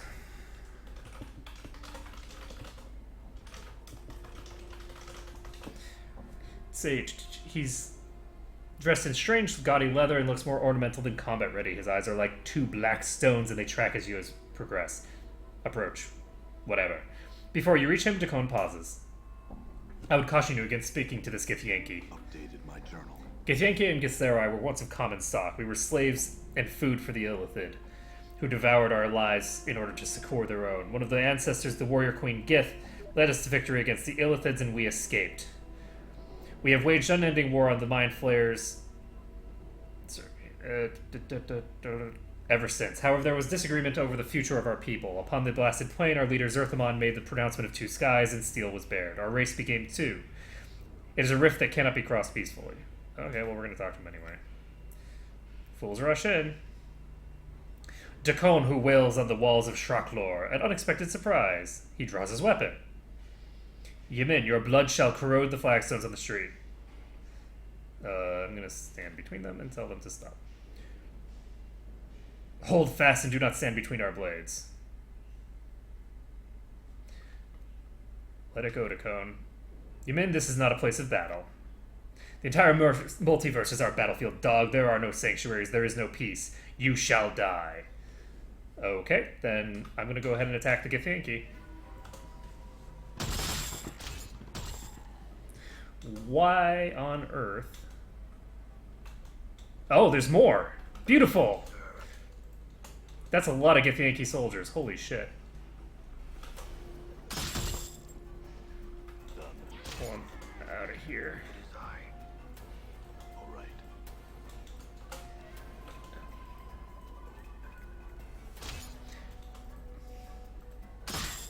Okay, so these three can all attack this one. So strong. I hear your will be done.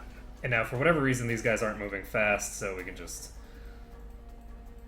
Okay, now they're moving. Rock things true. Okay. I will hear you. All right. Rock things true.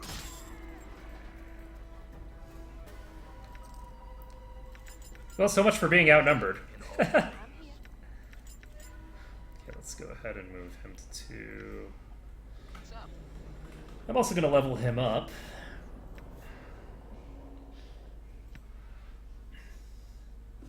And let's see here. I'm going to go ahead and use Ingris's Teeth.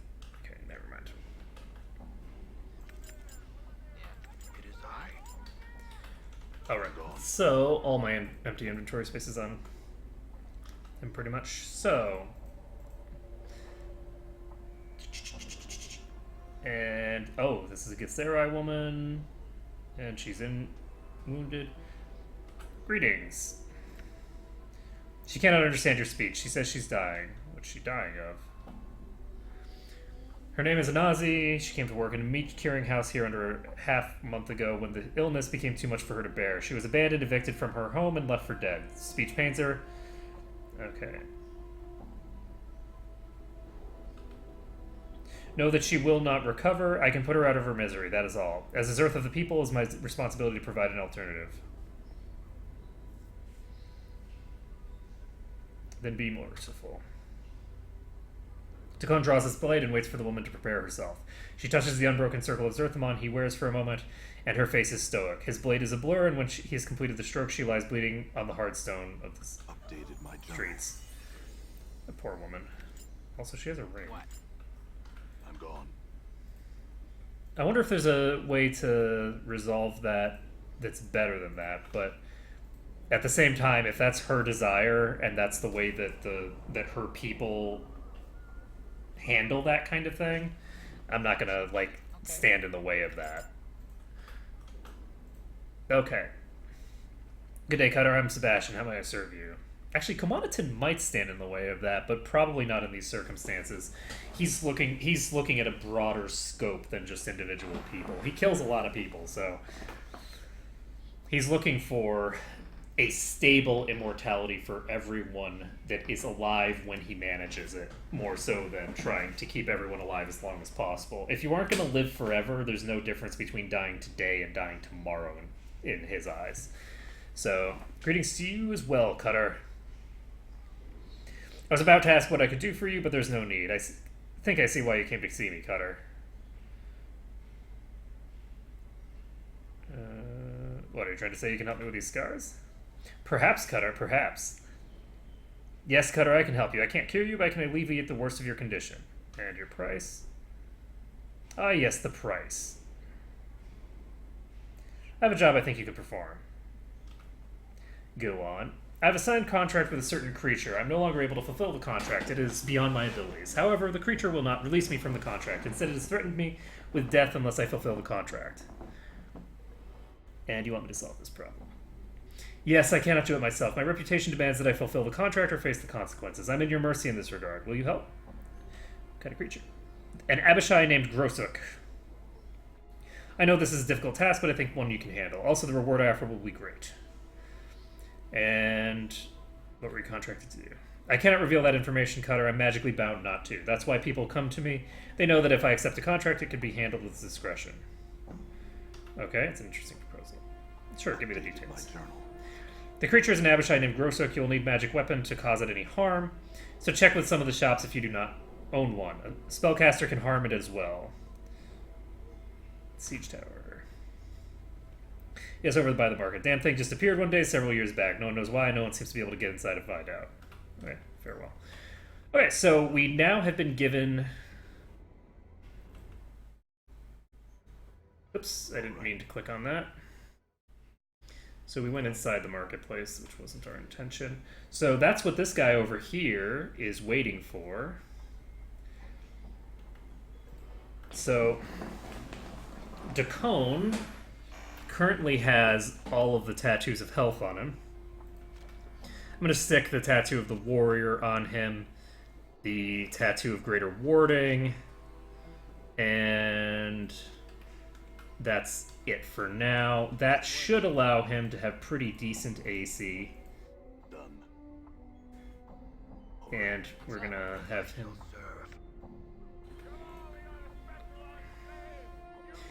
Sebastian sent me.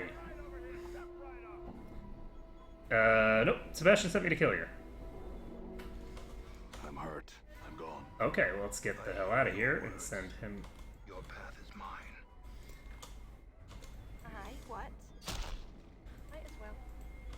Okay, so What you be wanting? Rock sings this thing seems very intent on me, so I'm gonna go ahead and send both of them in.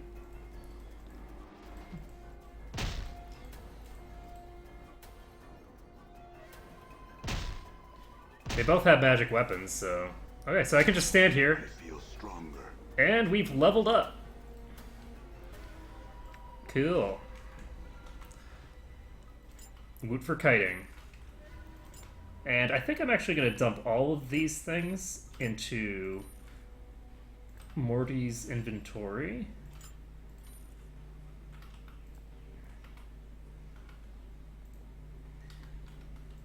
And there we go. So, I've leveled up. So we can go ahead and get 10 HP and start pumping our constitution a little bit more. So little by little, we're pumping our con up to acceptable levels. And we don't need to pump anything else for now.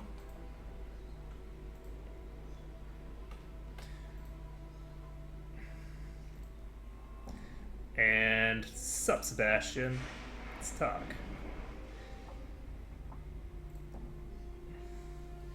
Alright. I cannot thank you enough, Cutter. I shall live up to my part of the bargain. Are you ready? Ooh, +2 charisma. It is done, Cutter. Once again, I thank you. Thanks and farewell. Okay, so we just got a permanent improvement to our charisma. I had actually forgotten what this was going to be. So that's kind of cool. And never mind. So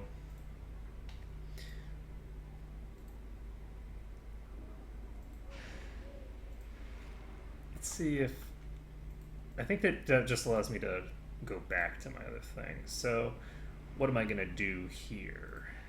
We can go over here if we want.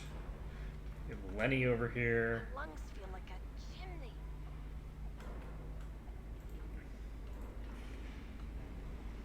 See a florid, boisterous man. He's shouting and carrying on like there's a war that's about to come through. Like he's got something lodged in his intestine. Like, well, he's too excited about something to talk in a normal tone of voice. Ooh, an auction. Maybe we can sell Anna here.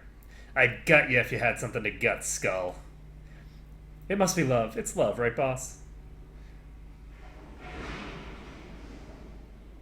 Oh, I need to ask some questions here. His rapid-fire delivery makes it difficult to understand him. You, sir, you there. You look like you could use something. I'm not quite sure what it is yet, but give me time, and I'll have it figured out on the spot. You need rooms? I've got rooms. You need supplies? I've got supplies. That's what he's selling. A hammer of quality. Oh, another stinger earring. Maybe I should buy a second stinger earring. I mean, that's +2 AC. I feel like this is a good thing to buy, actually. I've got plenty of money. +2 AC earring, I just gotta do it, right? Okay, so this earring, I only have one ear, I guess, because I have that other socket filled. So 10% stealth bonus, +5% pick locks. We're just gonna go ahead and equip that on her. Her AC is now 0. Not too shabby. I'm gonna pop in here. And there's some guy named Drixel here we can talk to. Good day, citizen. Greetings. How may I help you, citizen? Who are you? I'm Harmonium Guard Drixel, citizen. I keep the peace here at the market. Our belief is simple. We are the light. We are the way. We are order. We are truth. There wasn't even a question of me joining them. You see, some Burks talk all about doing battle with chaos to restore order and harmony, but they haven't got the stones to do anything about it. The Harmonium, we take action, and we keep order on Sigil Streets and on all the planes. And we don't keep order with words. We fight, and we fight hard to maintain and enforce order. Cross-traders, Knights of the Post, Indepts, Anarchists, South-Six, Tanari Fiends, all at best beware of Harmonium's shadow. Chaos can only exist in the air of tolerance. So what can you tell me the other factions? Nothing. They're not to part with the truth with the Harmonium. I've not studied them. Okay. So, let's... weapons... Okay, so he doesn't have anything else interesting to tell me. So let's talk to Alec. Like, apparently I can't... Greetings. And interested in some spells. Forgive me, Cutter, only some magical items. You should talk to Cinder. His stall is over by the furnace toward the items. Okay, show me what you have for sale. So he sells a Mage's Shield, which is a better version of the Mage's Guard. And 25% resistance to all normal attacks, and -1 to different stats. Immunity to poison is kind of cool. +2 to AC on this ring. And that's cool. I think that this Mage's Shield is sexy enough that I should buy it. But I'm not going to buy it quite yet because I don't have a use for it until I have... Ooh, I can sell each of those for 40, so that's a pretty decent chunk of change that I can get there. He's not willing to buy that stuff. And let's see, anything else that I should look at? Okay, so Anne's. Greetings. I have some questions. Okay. What's the furnace used for? The furnace does nothing other than teach my lazy boy responsibility. That boy's always yapping and talking and such, reckons himself a scholar and don't know the value of real book, and if you have some serious questions, well, he may be better at ask than me. Alright, I'd like to buy some weapons. And... Ooh, what are Siphon Knuckles? Transfer hit points from target to wielder. And a +2 enchantment. That is really good.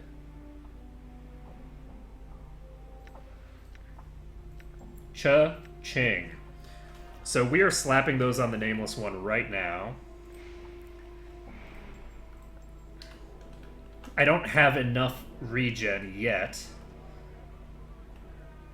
to feel like I should rely on just my regen. Later on, I'll be able to just give those over to Anna, and she'll be able to do that. So, that's questions. Why does everyone have yellow skin? It's the sickness it is, caused by bad air. So with the smoke and all the factory smogs, it can be pretty hard to breathe around here. Someday it's not going to be... Some days it's not good to be out when the smog lingers too long. They can scald your eyes right out of your skull. Can't something be done about it? I don't know, at times winds come from the spire and blows the city clear of smog, but that's not as often as it would be liked. Ladies will, I guess. Don't make sense, but then little does if you look at it long enough. And... what is this place? This place? It's the open air market. Lots of buyers and sellers come here to set their kip for the day. I've been here a long time. I've been working for a while under the eye of me dad. One day I could be running a stall, I could. So what do you do here? The furnace. It's used to... I don't know what it's used for. But my dad says it's important to keep it stoked and burning bright. Is your father one of the merchants? Hans is his name. That's my dad over there. If he doesn't have what you need, he may be able to point you to it. And... can I buy magic items? Okay, so... Alec has magic items. Cinder has spells. Greetings, I'm Cinder. I heard about you. What can I be helping you with? But you've had a few scars yourself. Oh, whoops. I thought that this was... Because there was the end quotes here. I thought that was the end of a quote. You'll be scarred, clueless fellow that's going around the board asking questions, is what he said. Aye, that I do. A few years back, I had a kip set up in the hive. Some barmy mage decided to burn the whole ward out of sigil. Almost took me with it. Sick for a month, I was. A month? That's not all that long. Aye, I could have been worse. Local mage healed me, fixed the scars and all. Could have grown my hair back, but I kind of like the look. Ooh, you think the mage could help me with my scars? I don't see why not. Your scars don't look that bad. Aye, now who's to say? You could talk to him yourself. Name's Sebastian. I already talked to him. So I'm interested in spells. I think I can help you with that. So, Cone of Cold, Hold Undead, Confusion, Remove Curse, Shroud of Shadows. So this is...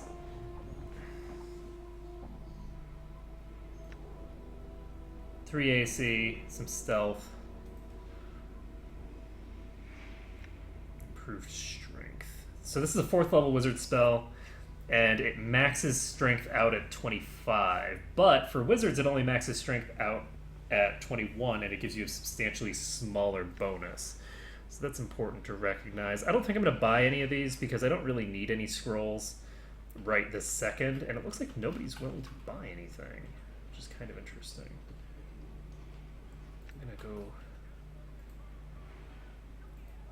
I'm gonna check this guy again and see if he's willing to buy. Nope, he's not willing to buy those, so...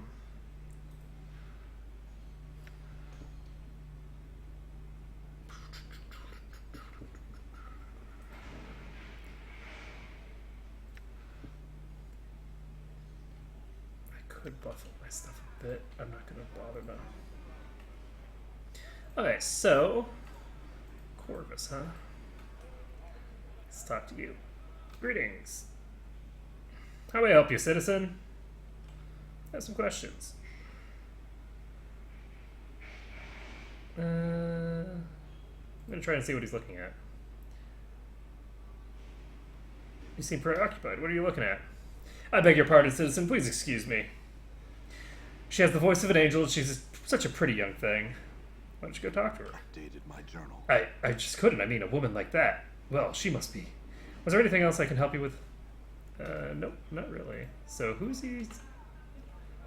So I guess I'll talk to one of these female shoppers, whichever one I was talking to. Okay, unremarkable. Oh, is it Karina? Probably Karina.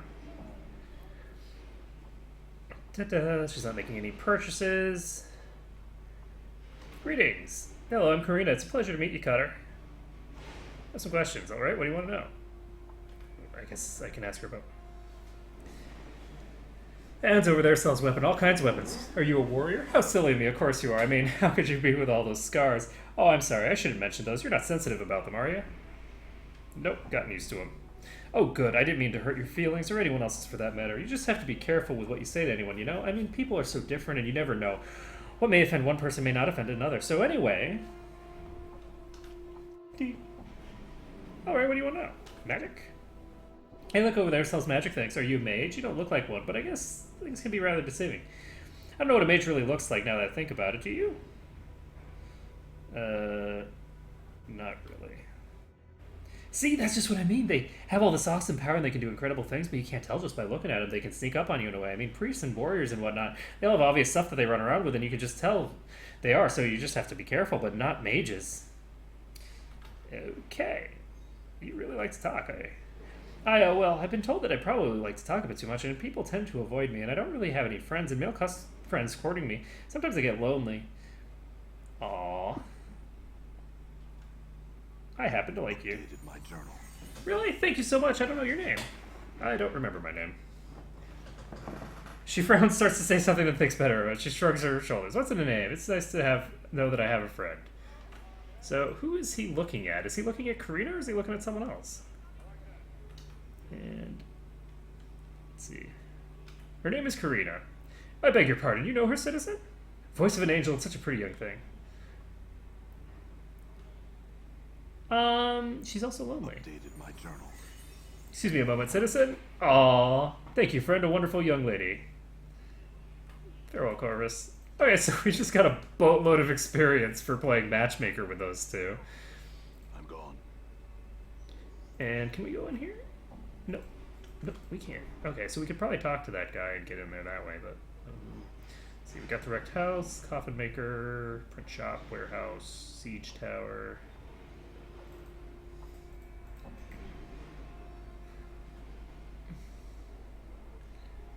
And let's see, just looking around. May I come in? Oh, I see. Farewell. Okay, so if we have some business there, we can go in, and until then, we can't go in. That seems reasonable to me. And this wrecked building, etc., etc. And what is our current mission?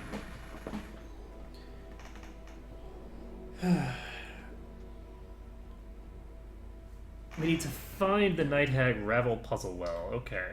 Well. Oh, we can go to the upper ward from here. So let's go ahead and save the game. And I will make a save here, I guess. And we are going to go to this place first, I guess. I don't know what we need to do with the coffin maker, but we can talk to him anyway. All right. Dimtree.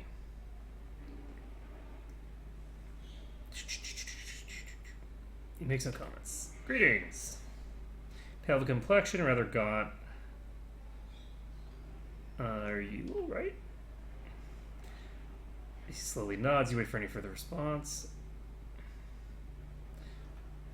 You lean in and smell the man, unsure of what you'll find. As you do, a musty odor fills your senses, an odor you recognize from your time in the mortuary. It's the smell of dead flesh preserved by magic. You're a zombie, aren't you? The creature continues to stare at you blankly. Slowly, as if with great effort, it begins to reply to you. Only your speak with dead power makes him understandable. Yes, I am Dimtree. So why are you here? Dimtree slowly glances at the shopkeeper and makes a feeble gesture toward him. Seeing this as a sign of interest, the shopkeeper redoubles his efforts in telling whatever tale he's relating to the poor creature. Dimtree looks at you again. Hammerus, he talks. Hammerus never stops. Wanders town. Annoys master. Annoy everyone. Master great Dimtree. Tells Dimtree, talk Hammerus. Now Hammerus stay in shop. Master happy. Town happy. Dimtree sad. Aww. So anything? Yes. Find master. Sebastian. Ask him release me. Please. Please. Okay. Okay, farewell. Greetings.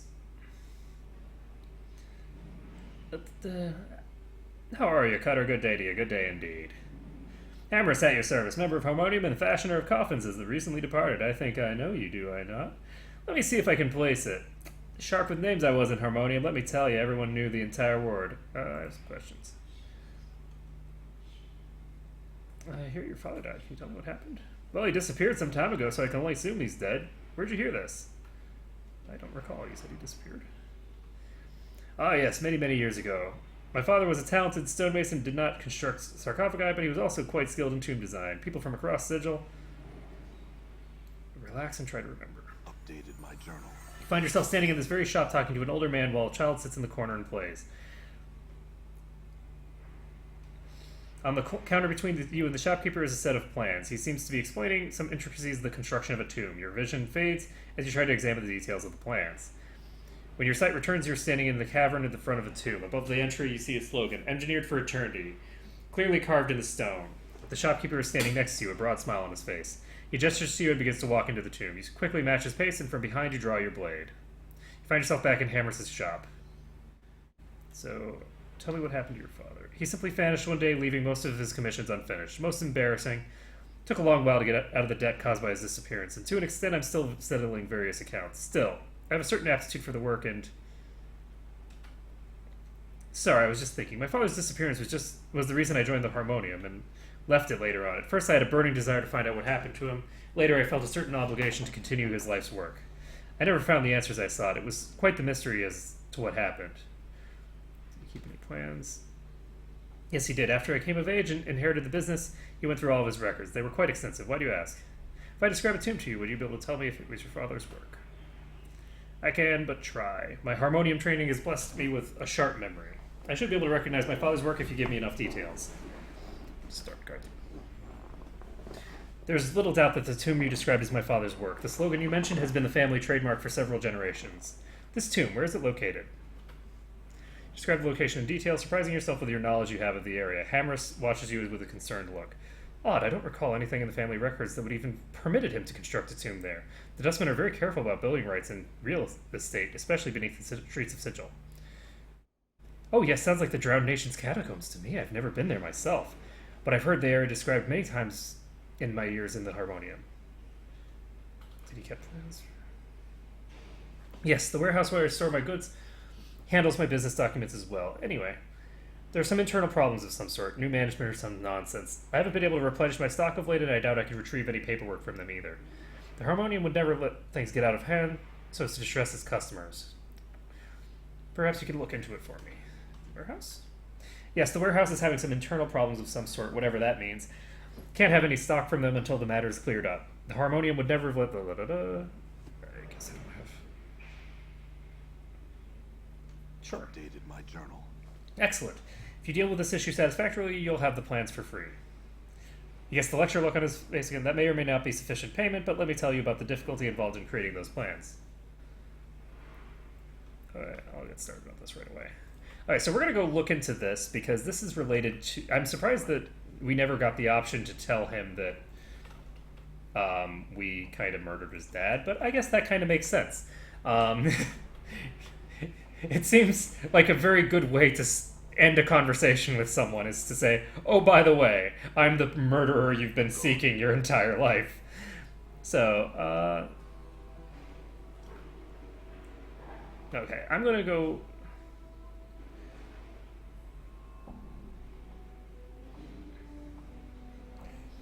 Yes, my masters are very curious as what they are. I know, only I'm just a big spell in the head. I have no idea what happened to all the storage space.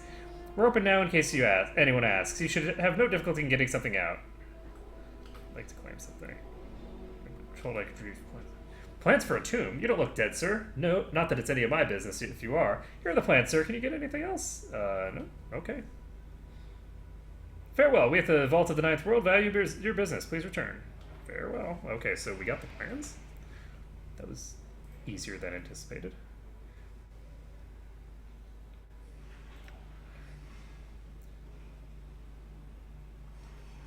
Interesting.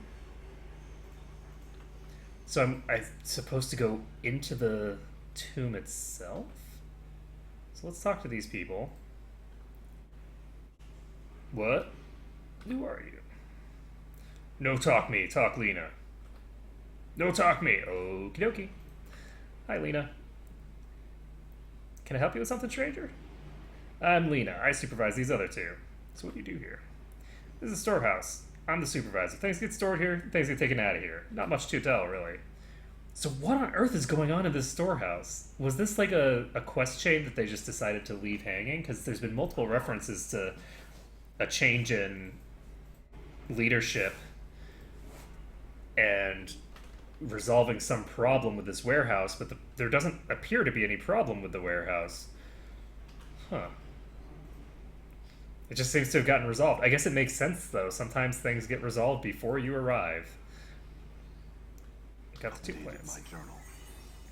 Well done, Cutter. As I said, you may keep it. Whatever you recovered from the warehouse is your reward. Thank you for your help. Okay, I literally did nothing except take the plans. Done. I have done nothing to help you, my friend. But that's fine. That's all well and good. I'm going to go down into this place, and I'm going to see if I can use these plans in some way. Done.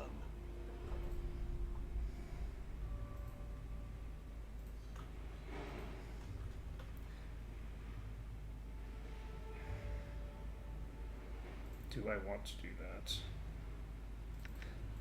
I'm actually thinking that maybe I don't want to do that. I might want to go up to the upper wards first.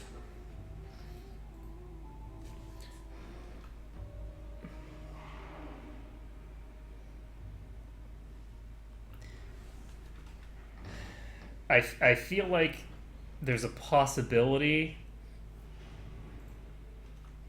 that I'm going to be causing problems for myself if I do that. I might end up continuing the plot accidentally, because I don't see a quest for this, right? And it's directly tied to me and my, nature. So we can now go to places. Let's see, LA Dangerous Angles. Let's go to Clerk's Ward. And apparently we healed well. Matter of course. Done. Greetings.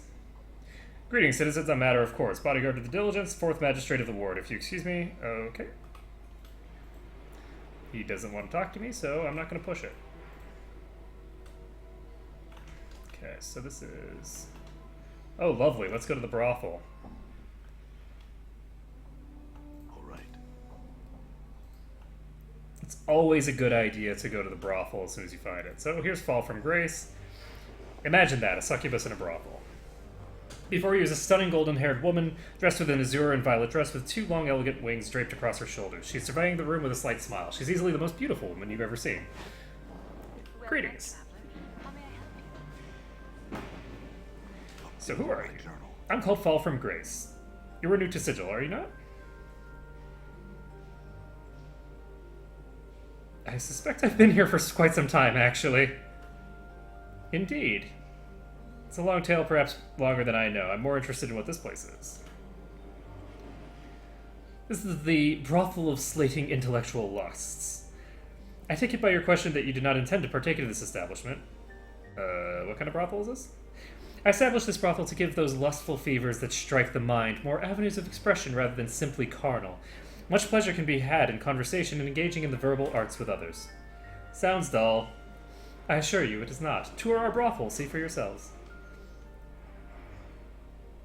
And so this is a brothel where there's no intercourse? Only of a psychological nature. Rest assured it's still quite stimulating. So why did you establish this place? That's an odd question. I don't think anyone has ever asked me that, at least directly. So why? How on earth has nobody ever asked her this question? Part of the answer to your question requires that you know that I am a member of the Society of Sensation. Our faction believes that one should experience as much of the multiverse as possible. Ah, so that's why you established this place. This brothel is intended to slake the lusts of even the hardened intellectual. It is designed to stimulate the mind, to heighten one's awareness of themselves and others, to create new ways of experiencing another person. It is for those who seek something more of than the shallow physical pleasures that fill the hive in the lower wards. So this establishment just encourages intellectual fencing rather than the other kind of fencing. The women here are aspiring sensates. They have come to me in search of instruction to prepare themselves to enter the faction. Also, many of them have a natural grasp of language that can shatter the crust of the most hardened individual. Yes, I'm a member of the Society of Sensation. Our faction believes that we should experience as much of this multiverse as possible. And the girls are training. Yes, I hope that by learning the art of the language and its subtleties, that the patrons and students here can learn more about themselves. One is only as limited as their command of the language. To be able to employ language to evoke emotions in others is a tremendous skill. Interesting. So, what are you? She's one of the fiends, one of the succubi, she is. She'll take your measure, then she'll take your soul to the lower planes, so she will. Your companion is correct. I'm a lesser Tanari, more specifically, a succubus. I'm afraid we're a little too common on the lower planes and elsewhere for our own good. Most of my race spend their time seducing mortals with various pleasures of the flesh. And you? My journal. I'd like to think that I've distanced myself from that. It is ultimately a trivial and non-productive way for one to spend one's time here in the multiverse. You take that back! No, Kamanaton would totally agree. There's much more to life, wouldn't you agree? Well, there certainly is plenty more to life. Let's see. Who are you again? Let's see.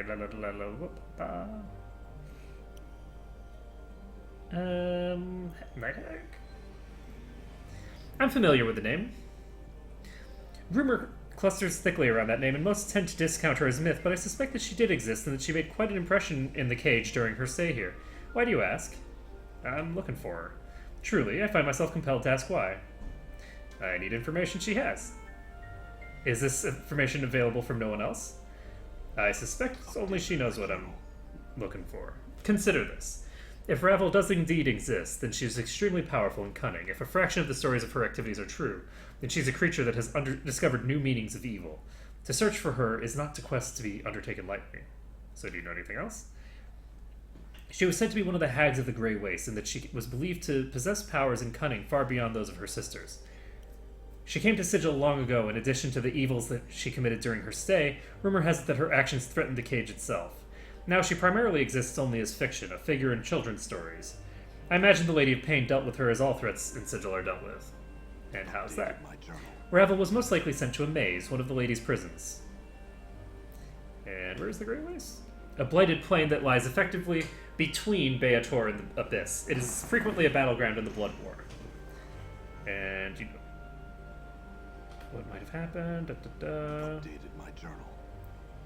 The lady is said to have the power to take pieces of Sigil.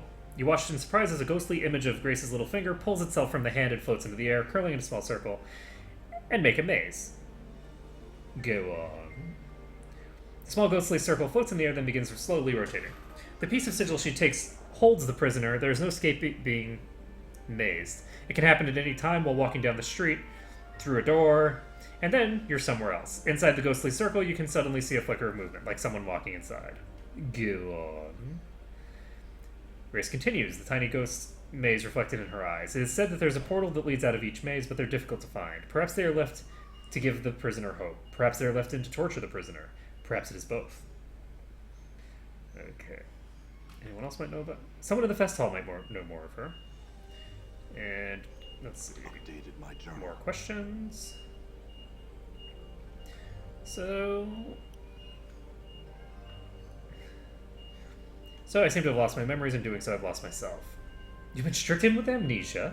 How terrible. Do you have any idea how it happened? Well, not really. I woke up in a slab in a mortuary, and everything before that is black. You awoke in the mortuary? Well, I was dead. I'm kind of immortal. And all that jazz. So, those scars on your body, may I? Sure. I'm gonna go with yes, because Commonaton isn't really the type to go, Me, though, totally is just like, sure, whatever. So we'll go with yes. These scars do not look as if they've been taken several lifetimes to accumulate. Some are more recent. Some of these wounds would have been fatal to a normal man. What do you intend to do now? And...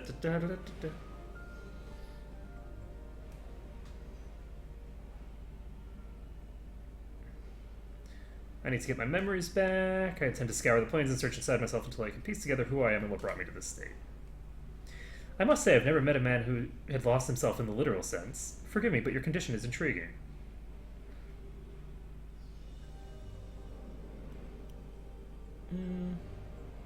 It is that. It's definitely an intriguing situation, and Commonaton would actually be incredibly curious. He wouldn't be afraid. He would be very curious about how he managed to get himself into this condition, I think. So, if it will help, you're welcome to tour the brothel. Several of the students are well versed in the verbal arts. Perhaps some of them are able to rekindle your memories. Okay. Updated my journal. I'm gonna ask her about herself. It's an interesting name. So what does it mean? The meaning of names is a complicated subject. There's much to be said, and a great deal is better left unsaid. It's a tale for another time, I think. Is it your real name? Perhaps, perhaps not. There are names which are given and names which are earned. Who is to say which is the real one? Not I. Interesting.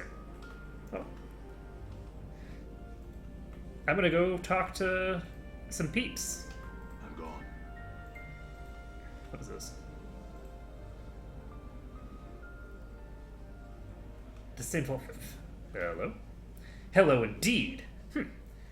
So what have we here? A rogue after some lady's frilly garments, You talk? Why, do I? Why, yes I do. Who are you? I'm Lewis, and who are you, thoughtless, uncouth fellow, rummaging around in other people's things? What are you doing here? Well, sir, if you must know, I am being an armoire. But why are you being an armoire in a brothel?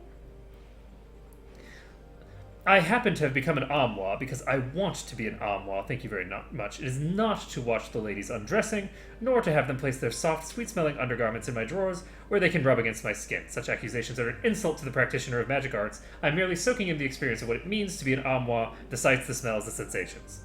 So the women know about this then? Yes, they do, and they wholeheartedly approve of, well, not with their entire hearts, actually, and while they have not spoken of their approval in my presence, since they are not exactly aware that I am an armoire, I would not want them to know that I'm anything but, and so I have not been able to inquire on the matter.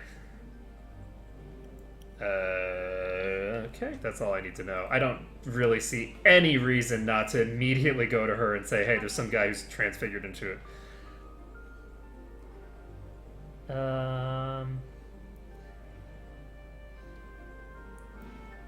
Okay, so apparently I can't tell her about this guy who is...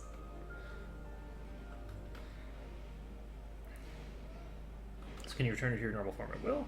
I have no need to share such secrets with the likes of you, and besides, there's no cause to change back at the present moment, since I have not yet experienced the full sensation of being an armoire. It is a complex thing to hold in soft, frilly clothes, smelling the wondrous woman smells. Oh god, it's so creepy.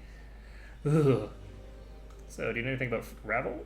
Few folk who dwelled in Sigil for any length of time don't. I must wonder, though, what is it that you wish to know? I need to find her. You're mad, you know, quite mad, utterly balmy. I believe is the common term for it. Ravel was banished from Sigil long ago, and if she's not dead, you'll wish you were if you succeed in finding her. She devoured all those who sought her out before her, it is said, and will likely do the same disservice to you. I would leave well enough alone. So... Very well, Posh, open the third drawer, you scalawag. Haha, cretin, idiot. Open the drawer, I said, and you reach in. I'm gonna go tell them right now. First, I would tell you this one thing. I've been popping in and out of this brothel for a long time. I'm quite knowledgeable regarding both its occupants and their activities. I assure you that talking about me is utterly worthless. Not only will you lose me as a potential source of information, but I'll simply disappear before someone comes to investigate your claims, leaving you looking the fool. What are your questions? So what can you tell me about this place? I would have a man find out for himself rather than tell him the whole of it. After all, that's half the joy of the entire experience. I'll only tell you that which you likely know already. It's called the brothel of slaking intellectual... Slating? It's slaking, isn't it? The prostitutes within specialize in the arts of language and communication. So, I'll deal with the creepy guy later. For now, I'm going to talk to Delora. Greetings, I'm called Delora. May I serve you somehow? And in what way do you serve me? I'm able to debate any scholarly or academic matter quite proficiently, if that's your wisp. I'm also well versed in various games of strategy. Should you wish to play something, though, I have materials for few such games. Let's say debate. That's correct. I'm neither a tome nor a tutor. I have no desire to educate my patrons. Should you have matters to discuss, however, the 15 factions and their effect on Sigilian politics, the most effective battle stratagems for warring in Acheron, the meaning of existence itself, I would be most pleased to choose a counterpoint and engage you in debate. Okay, let's see if we can best her. You choose a topic and begin. The debate lasts as long time as the two of you exchange points and counterpoints, each attempting to methodically undermine the other's position. As you speak, a strange feeling begins to come over you, a memory trying to surface. Memories of Great Hall begin to form in your mind, a vast place full of well-dressed elites. A formal ball was taking place before you was a small, impeccably dressed fellow who wore a golden medallion. It was emblazoned with a symbol you dimly recall as the sign of one. The two of you stood in a circle of onlookers who have gathered to listen to your debate. But that's impossible! Oh, but it is, you recall yourself replying. I've made several inarguable points and given you a number of examples. You simply don't exist. But you can't. Were I to accept that, I'd... Yes, you'd cease to exist. And without a flash of light or puff of smoke, with no fanfare of any sort, the man was simply gone. I love the planes. They're so great. The onlookers oohed and awed. Some clapped. You remember giving a flourishing bow and walking away, a small, satisfied smile on your lips. You suddenly realize Delora is watching you closely. Are you feeling well? We might finish our discussion another time, should you like? No, let's continue. Though Delora is extremely hard-pressed to beat you, she eventually prevails. Her infallible sense of logic at last wins out over even the most brilliant arguments. She seems to take no joy in her victory, however, merely nodding in approval. You're a most skilled debater, there's no denying. I feel that, had you time to perform more research, I might not have bested you. Thanks. you'd like, we can debate once more upon the same topic. I could argue your position this time should you desire it. Are you always this ruthless? Mistress Grace instructed me to show no mercy, for another of her students always allows a patron to win after a lengthy debate. It was Mistress Grace's desire that I provide a different sort of experience. Okay, that makes sense. I'm actually going to check if I can get more out of this if I pump my int first. So I have the thing, because I had a suspicion that int was what I would need, not wisdom for this, but I wanted to check it with Wiz first. So we're going to go ahead and load to right before we talked to her, hopefully. Done. And we're going to become a mage. Unfortunately, that means that we're going to get mage experience, but that's okay. And can I see about your teachings? Unusable items placed in the backpack, and Tattoo of Revelation instead of one of the tattoos of spirit. So we get -1 to our thinger and +2 to our other. Let's see. Debate. I like debate. Choose a topic, see if I can best her, allow the memory to surface. We got 5,000 experience this time.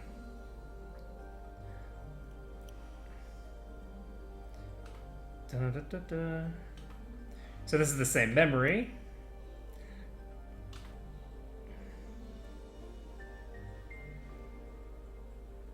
As hard-pressed as you are to beat Dolores' infallible sense of logic, you eventually win out. She merely nods in approval. You're a most skilled debater. There's no denying. I do feel, though, that had I time to perform more research, you might not have bested me. Thanks. Are you always ruthless? Okay, that makes sense. So, we got extra experience out of that, and I feel like that's worthwhile. I'm going to go ahead and I'm going to keep, just for talking to her, I feel like the game is probably the same situation. So I'm going to go with a game. Don't really remember any games. Here, allow me to show you one. Looks like checkers. The rules are simple, yes, but a great deal of complexity lies in the game itself. Okay. As you play, you come to realize that you've done so before. You recall various poison strategies that have won previous games and employ every trick you know to beat her. Suddenly, a strange feeling comes over you, a memory trying to resurface. Oh yeah. Memories of a smoke-filled field of battle begin to fill your mind. Atop a great hill overlooking a fighting, you sat mounted upon a massive four-legged beast. The praying of horns carried your orders to the troops below. Even as you watched, your forces divided, fleeing left and right as the foreign army fought its way up the hill to slay the enemy lord, you. The fools. My knights shall charge down the hillside and stop their advance in an instant, and at that very moment, my retreating footmen shall fall in to crush their flanks. Yet another victory soon to be mine. You suddenly realize Dolores is watching you intently. Are you feeling well? We might take up another game, game another day if you wish. Let's see. Dolores plays excellently, counteracting all but your most crafty moves, but eventually your feints and calculated maneuvers win over her well-crafted strategies. She nods approvingly as she begins to pull the game away. You are a fine player, perhaps a master. I commend you for your skill. You always play so mercilessly. Blah, blah, blah. And let's see.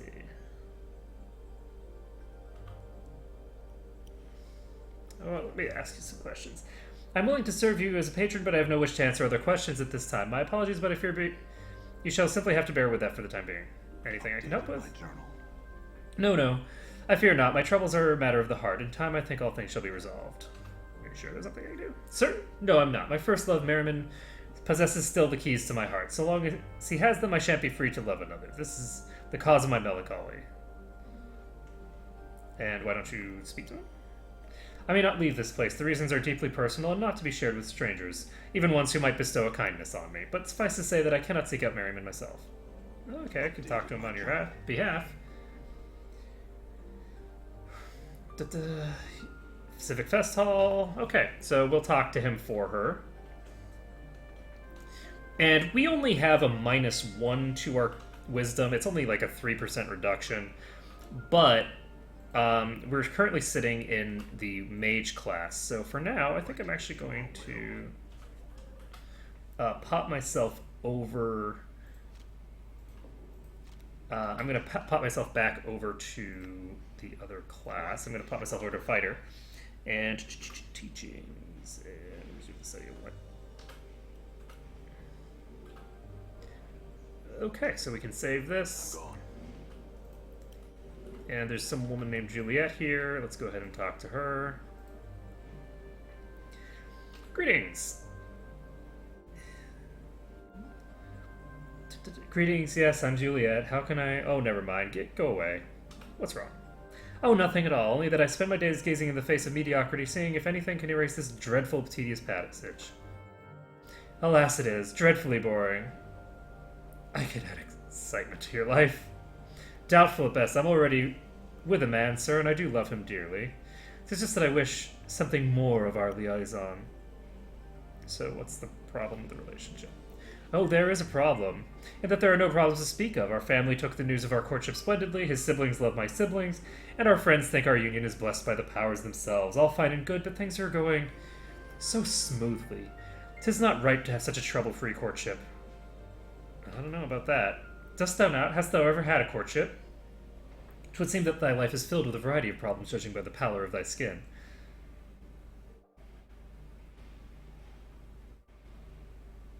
I can't remember any courtship I've had. The remnants of ones I have encountered suggest I may have had some problems.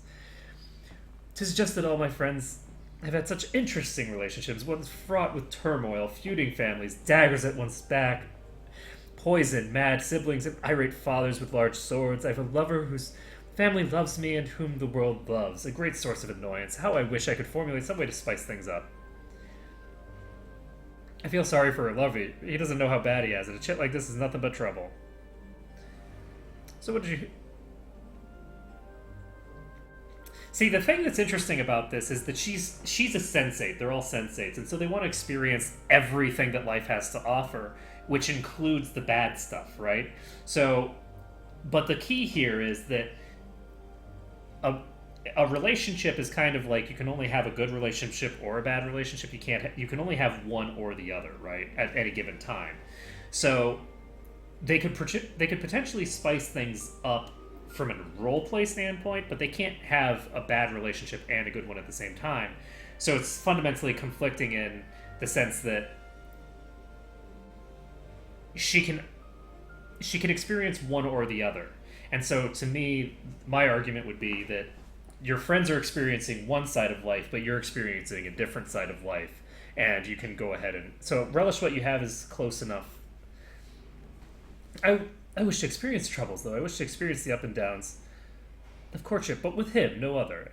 Ah, such a thing is love. It can be dull as a club and is of no use for an aspiring sensei. So what do you want to spice things up? I'm not sure. Something of element of danger or jealousy, something intense.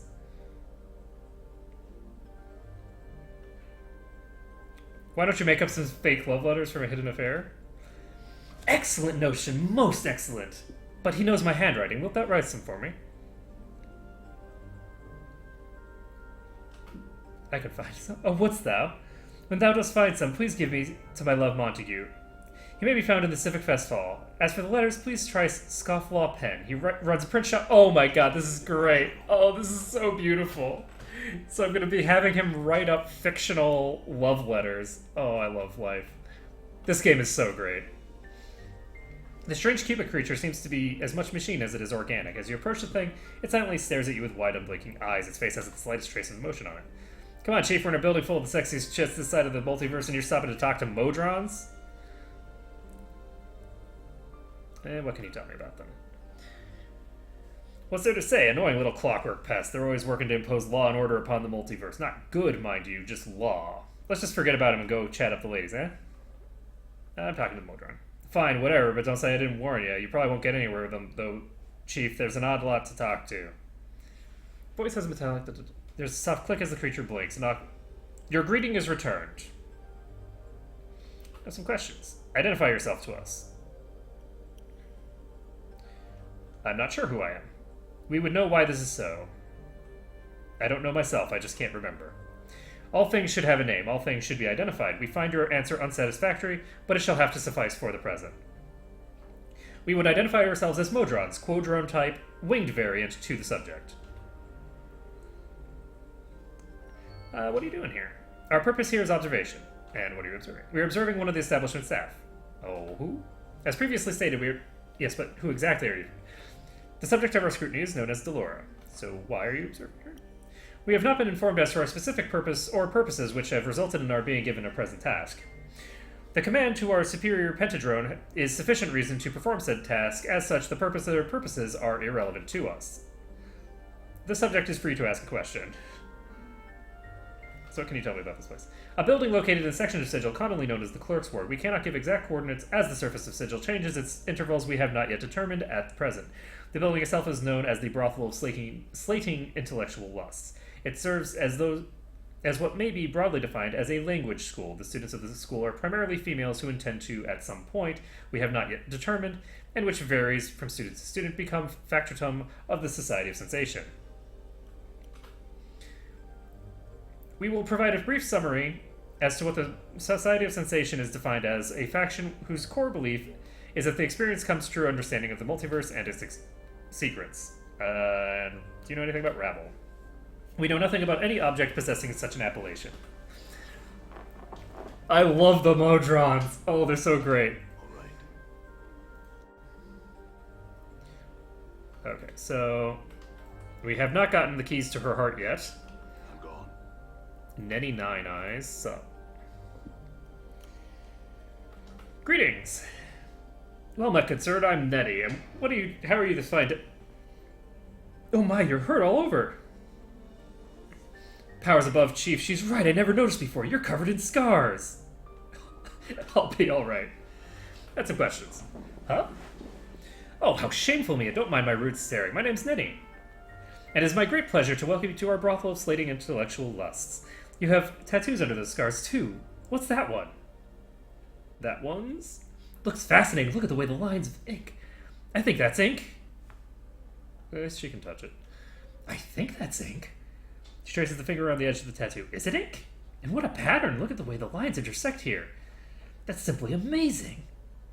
I could make it out better if it weren't so many scars. Nothing to be done about them. They're permanent.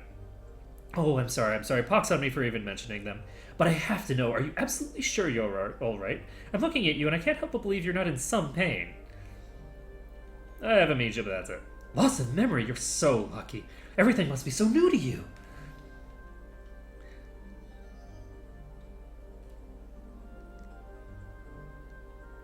That's an angle I hadn't considered. I'm so pleased I could open your mind to the idea. I've heard that's what being a sensate is all about, bringing new sensations, new experiences to others. And sensates, oh, they're so dreamy. They believe that you achieve understanding only through experiencing as much of the multiverse as possible. Taste this, listen to that, feel this, look at that. There's just so much out there that's such a big place that it's difficult to take it all in sometime. So what are you doing here? I'm talking to you, silly. Just like I talk to all the patrons here, all the prostitutes too. That's what the brothel's about. Learning new ways to talk and share experiences and understand other people. And I sure can. The brothel slating intellectual lust is a school that was started by the Mistress Fall from Grace. The prostitutes here, like me, are taught the ins and outs of talking to people. It's a non-stop wave of experiences crashing into me, filling my head with fresh new ideas. I guess it's a good thing there's something in there. Let's see. And Rabble. My journal. No, sorry. That's a great name, though, huh? I'll bet she's a really interesting person. Hey, you should ask Yves about her. Yves collects all sorts of stories. Okay, great. So we have a person named Vivian here. I'm just going to talk to her eventually, but not quite yet. We have Echo here. Let's talk to her. Greetings. I had some questions. Who are you? Can you speak? She shakes her head and smiles sadly at you. I love this shit already. Can you write that or pantomime? May I ask why you can't communicate? Actually, let me ask you something else. Who are you? Never mind. Okay, so she's not talking for whatever reason. And greetings. Greetings, my name is Vivian. Am I presumed I'm being summoned? No. Go on, then. So what can you tell me about the silent process? You mean Echo? Oh, she's a dear. Quiet. That may be part of the charm. It was all a matter of speculation as to why she's silent, but I think that 'twas her heart that was horribly broken. Delora might know best. She's been known to speak to a man Echo once loved before she lost her voice.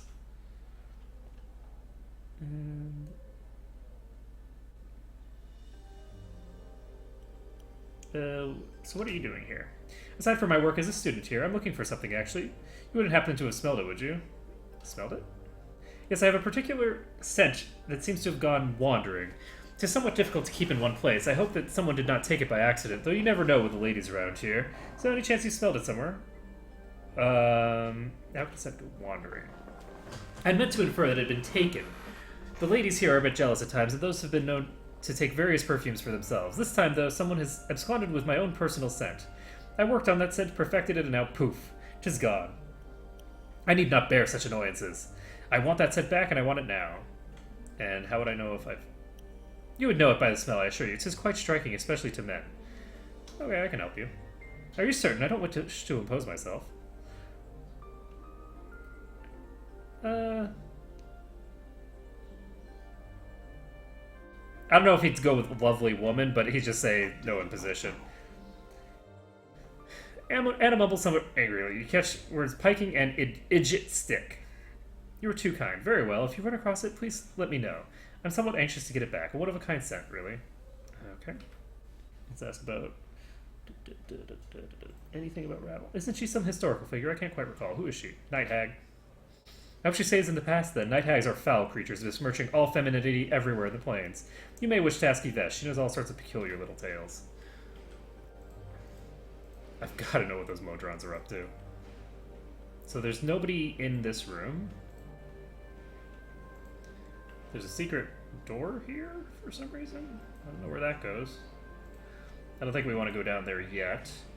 We're going to finish exploring up here first. Oh, there's a person here named Marissa. She has green hair. Greetings. Yes, come to speak with Marissa, have you? Quite rude of you to enter a darkened room storming behind my partition like so rude and foolhardy. Ooh, you can hear the hissing of serpents. Whoa, creepy chit. I wasn't sure if someone was here. But if it would seem that there is someone in this room, wouldn't there? Shall you be on your way there? Sure, why not? I mean, if she doesn't want me in here, then I have no interest in staying with her.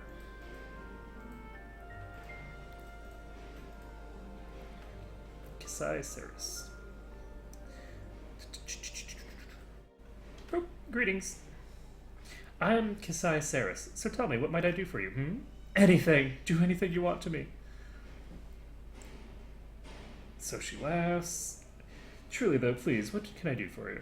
What do you usually do for patrons? Talk, of course. Usually about dreams, often those erotic in nature, but not always. So, would you like me to tell you? Would you like to tell me yours? Don't be shy. I've heard everything, you know. Nothing will shock or surprise me, so I love to hear other people's dreams. We can trade if you'd like to, but you must go first. I don't have dreams, actually.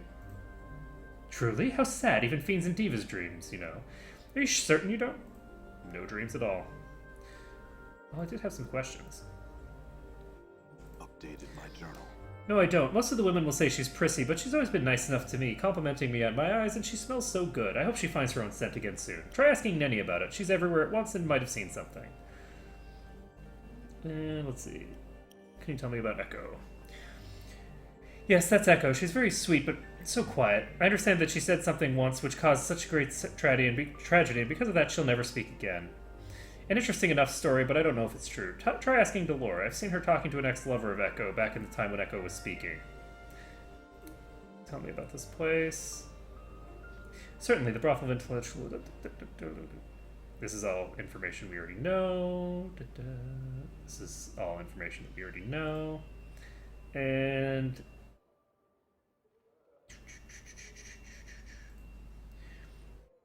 What can't you tell? A woman! I can see my answer doesn't please you. I'm plain touched, actually, like your friend there. That's all you need to know. Oh, okay. So what are you doing here? Entertaining your questions, it seems. Really, though, I'm a student of Mistress Grace, as all the prostitutes are. And... And another question... Rabble. Nope, nothing. Are you sure you seem suddenly upset? Of course I am. Don't ask me about her again. Okay. Okay. So she clearly knows something about Ravel, but doesn't want to talk to us about it. And that's fine. And nobody in here. And don't come back, you pitiful excuse for a man. Wild-looking tiefling girl. She's wearing a collar? Okay. Greetings. And just what are you looking at, you banged-up sod? My friend thought you were attractive, but whoa, was he ever horribly mistaken? She sneers at Morty, then looks below him. Sharp tongue for a stemless deader. I'm just gonna let them keep at it. Like I'd let mine anywhere near if I had one. What, did you hear the word brothel and think you could make Jenkin here, you flea-bitten gutter whore? Ha! Can't believe they even let you in the door with all those ticks hopping off your shaggy legs. I'm just gonna let them keep at it. Ticks? Because we heard her just insulting the crap out of this guy. So, the only annoying insect around here is you. Hey, you want to talk to me or what? Or what? What else can I do with you? What did you have in mind, you sodding jawbox? Go ahead, give me a reason to say no to you. So what do you usually do for Christian? I'm a practitioner of abuse. What's that mean? I'll show you. Her hand lashes up to slap your face, but you manage to barely dodge the blow. She pouts visibly, then scowls. Oh well. Can you teach Morty here to be more abusive? Now that's an unusual request. I don't know, he seems pretty foul-mouthed already. He? He seems pretty foul-mouthed. Kamaski bladder dung, you scruffy goat-gammed harlot. You wish you had legs like mine, you pitiful wretch of a bone box. I can walk, run, dance. What can you do? Bob around wishing you had a pair, goats or otherwise? The two of them lay into one another, exchanging barbed, blistering insults and clashing with razor-edged tongues. At last, the two stop their bickering, and eerie silence settles over them as they eye each other hatefully. Finally, the tiefling makes a grudging admission to Morty. You're not bad, really. Not bad at all. Better than you, perhaps? Don't push it, Skull. New taunts, alright. I won't, tiefling. I will admit that I have learned a thing or two, though. Good thinking, Chief.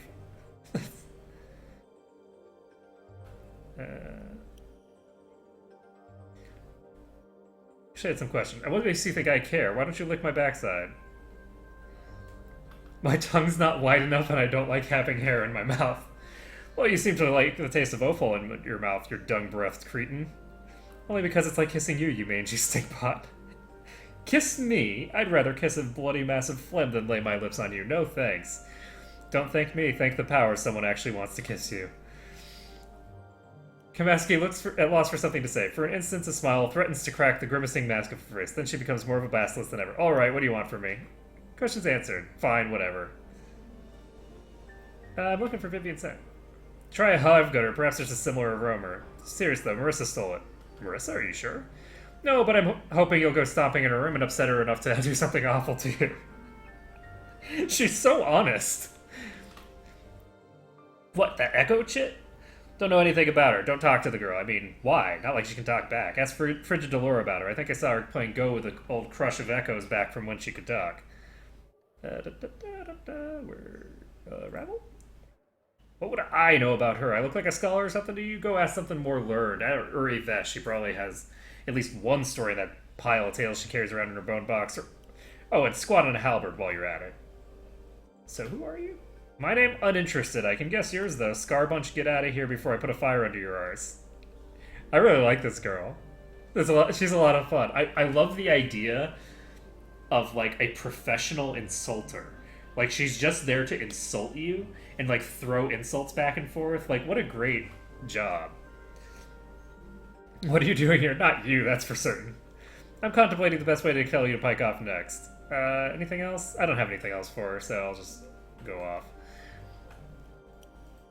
But one of the other things that I really like is that she's not, like, mean-spirited. Like, it's her whole shtick, right? So I'm gonna go ahead and talk to this thing and see if it knows.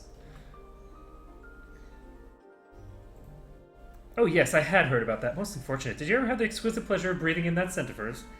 Absolutely wondrous it was, but sadly no. I know not where the scent might be found. And What can you tell me about the silent prostitute? Yes, Echo.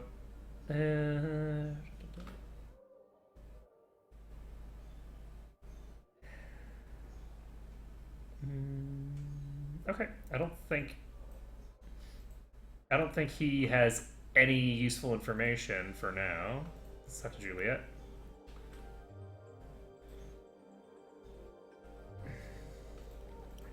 Is Vivian the one that... Yeah, so Vivian's the one that I'm looking to find the scent for. I'm gonna talk to Nettie Nine Eyes. Do you know where Vivian's scent is? I just can't. I can't say anything bad about anyone. I'm just no good at it. It's not bad to point out a thief, Nanny. Oh, but I don't know if she's a thief. Why don't you try and say something not nice about her? Oh, all right. Ooh, I dislike her very much.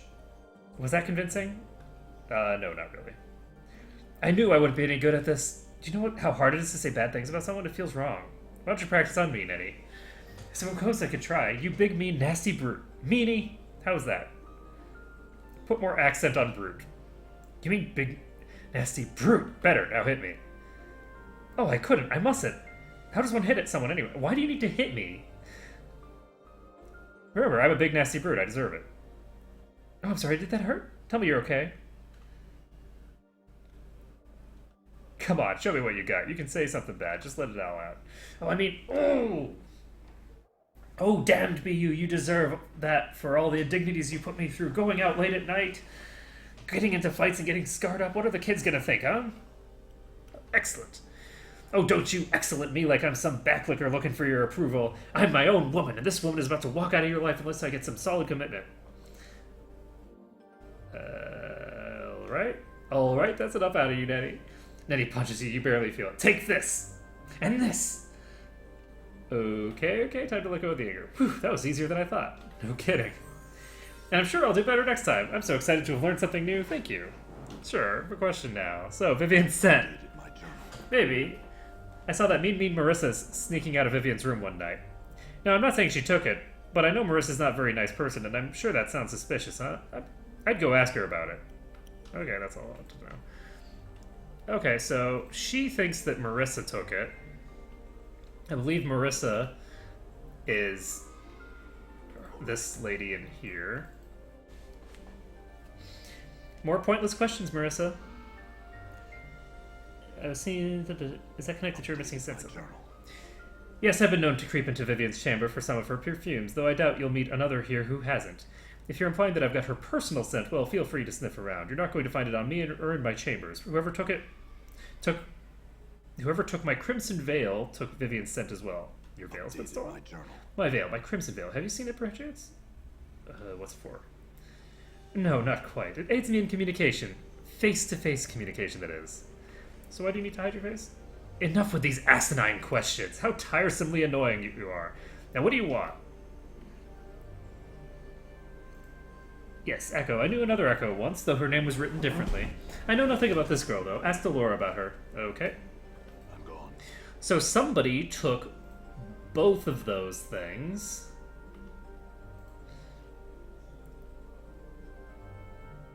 Let's see. I have questions. Updated my journal. No, I haven't seen it since the last time she wore it out, but Nettie might have seen something, so try asking her. I'll admit, it's been nice. Marissa won't leave her chamber without the veil, and we've all been spared her foul tongue. Think of it's only Kimaski to deal with. That Kimaski's the worst of the two, though. Marissa's haughty and mean, but Kimaski, she's bitter, spiteful monster of a woman with a venomous tongue and the demeanor of a Belor. I can't see why anyone would want to speak to her. I sincerely doubt her appearance makes up for that flaying, poisonous mouth of hers, but she receives patrons nonetheless. Well, you know, people just want different experiences. I mean, you guys are supposed to be sensates, and some people just don't have the experience of being just completely lambasted in their lives. You know, I haven't had that experience. It would be kind of fun to actually be able to do that in a controlled environment without having to do grievous harm to someone. You know, in order to trigger them to start insulting you like that. I knew you were familiar. Do you know where you're... Updated my journal. Oh, I'll bet I do. I saw that nasty Kimaski Addertongue sneaking out of Marissa's room one night. They're both meanies, you know, but Kamashi's pretty awful. Anyway, I talked to her first. Okay, well. So, can we just, like, speed things up and say anyone that's you've seen sneaking out of someone else's room in the middle of the night? Also, why are you seeing so many people sneaking out of the room, each other's rooms in the middle of the night? Okay. Greetings, Yves. I've been wondering where you were. People have been telling me. I, too, chase tails.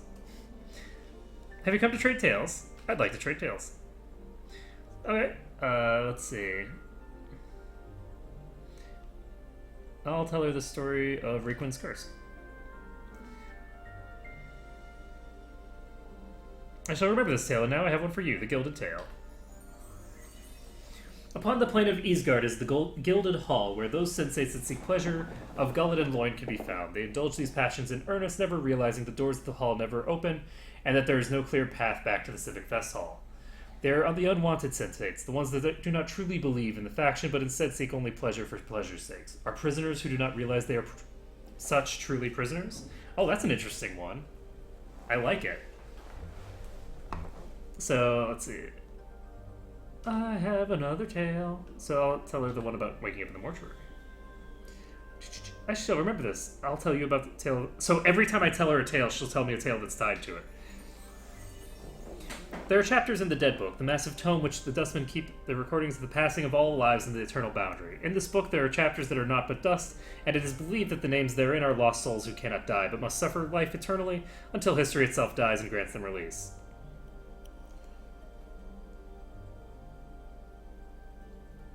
Interesting.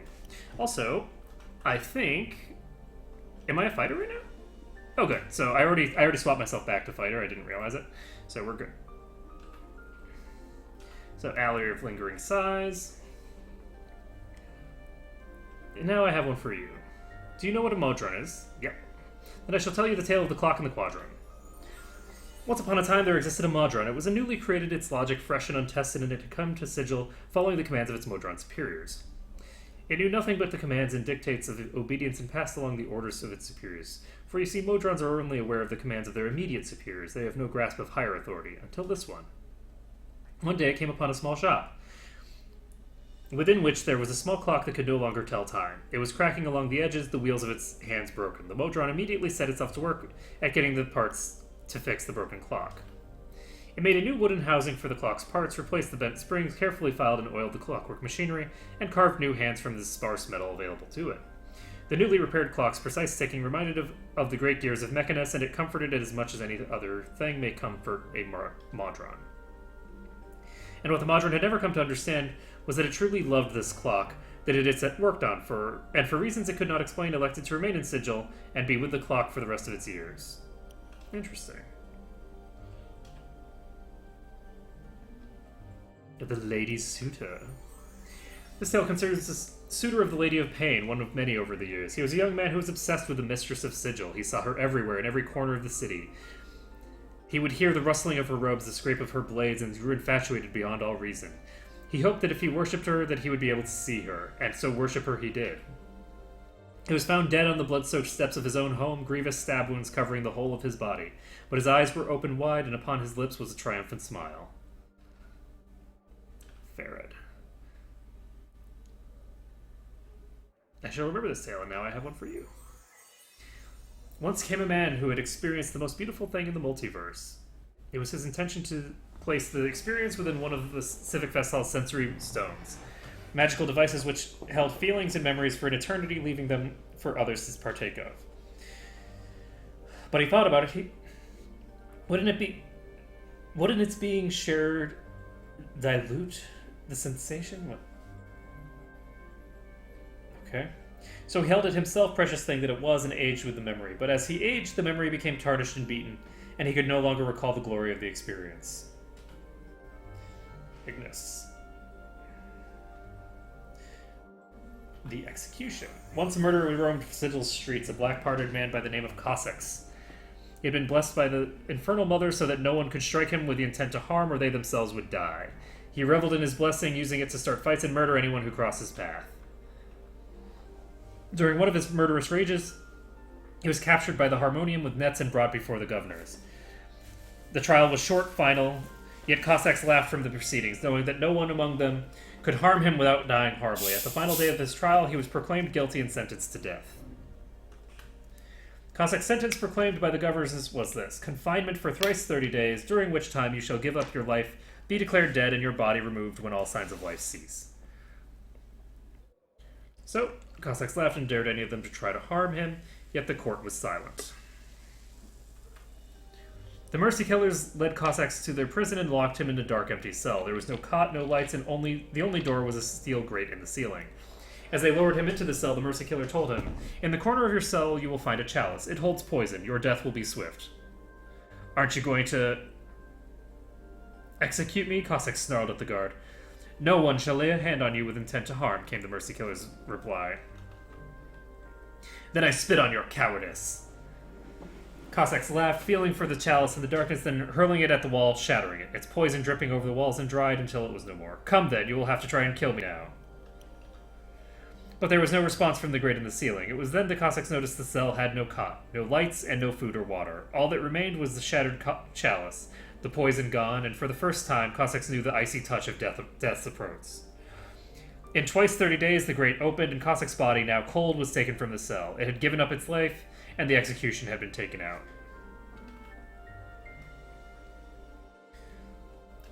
Let's see. You have a story? Me? Do I have to tell a story? Fine. An elderly man was sitting alone in a dark path, right? He wasn't certain of which direction to go, and he'd forgotten both where he was traveling to and who he was. He'd sat down for a moment to rest his weary legs and suddenly looked up at an elderly woman before him. She grinned toothlessly and with a cackle spoke, "Now, your third wish, what will it be?" "Third wish?" The man was baffled. "How can I have a third wish if I haven't had a first and second wish?" "You've had 2 wishes already," the hag said, "but your second wish was for me to return everything to the way it was before you had made your first wish. That's why you remember nothing, because everything is the way it was before you made any wishes. So it was that you've 1 wish left." "All right," said the man. "I don't believe this, but there's no harm in wishing. I wish to know who I am." "Funny," said the old woman as she granted his wish and disappeared forever. "That was your first wish." An interesting tale, Morty, and now I've one for your companion, the Fiend's Game. A fiend sometimes wandered by in the wilderness of a certain prime world in the guise of a friendly old man. One day he came upon some hunters in the wood. "What are you doing?" the fiend asked. The hunters told him, and the fiend nodded. "I've never been on a hunt before." The hunters invited the old man to come along, and the group eventually came upon a glade where several deer were grazing. The hunters carried crossbows, but did not fire, and the fiend asked them why. "They are unarmed," the hunters chuckled, patting their crossbows. "We hunt nothing that does not have the ability to defend itself. After all, where's the sport in that?" The fiend nodded this and promptly gated in 3 of his fellows. The hunters led them on a merry chase, but eventually they were caught and eaten.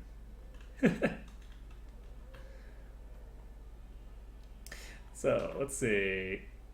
I'm no good at telling such things. I'm not.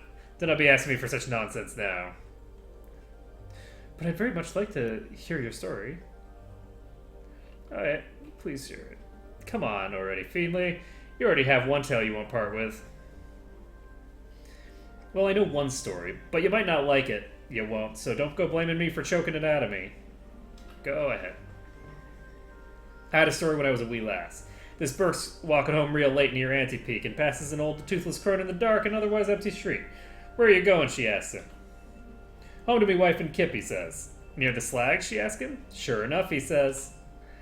So she asks him a favor, to take a box he's got to Deader Pit and give it to a woman there. Now, this Burke's a real sap, too nice to say no, despite the fact that he's knows something's not quite right with the old crone and agrees.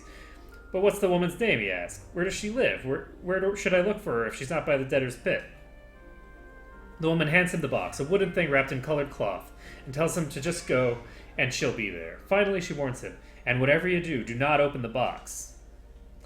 So he takes it home with him and hides it in the rafters, thinking he'll bring it to Deader's Pit when it's light out. His wife, though, seeing him out hiding the box, gets right jealous, thinking it's a gift for her lover or something, and opens it up as soon as he's not looking.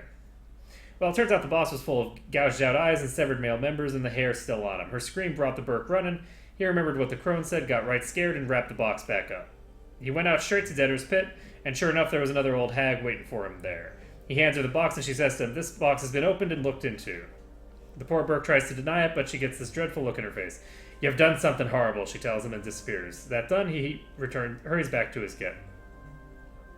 He's feeling ill when he gets back and takes to bed. His wife bitterly regretted opening the box and all, but it was too late. Next day, he died of a rotten disease, and the first things to go was his eyes and stem. That was a wonderful tale, Anna. You should never hesitate to share it. Now for one for you and your companion, the parched land. Once a large village was struck by a terrible drought. The farmer journeyed to the worshipping stone and again implored it for the cause of the drought. He asked the stone why it did nothing when the fields were parched and drying, why the animals and people suffered while the stone did not a thing. Have we not given enough offerings, the farmer asked, begging almost upon his hands and knees, but the stone did not respond. It merely sat and cast its shadow. That was the whole tale.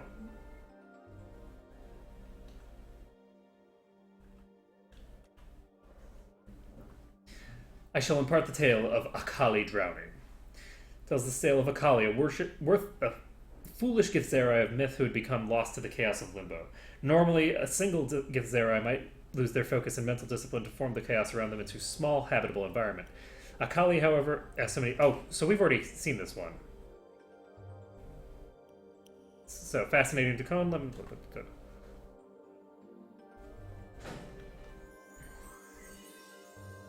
Yves goes on to tell a different tale of version of Dakon's tale, in which Akali was driven from the Githzerai city of Shraklor for her constant useless prattling. One day, she encountered a Slotty on his way to the spawning stone. She hastily erected a wall of chaos matter, which even the ravenous Slotty found difficult to break down. Hungrily, it waited and spoke to her through the wall. She asked it questions, and as she became more absorbed in her pointless queries and the Slotty's answers, her own wall decayed and collapsed upon her, and thus she drowned in the matter of limbo. Interesting. Do I have another tale?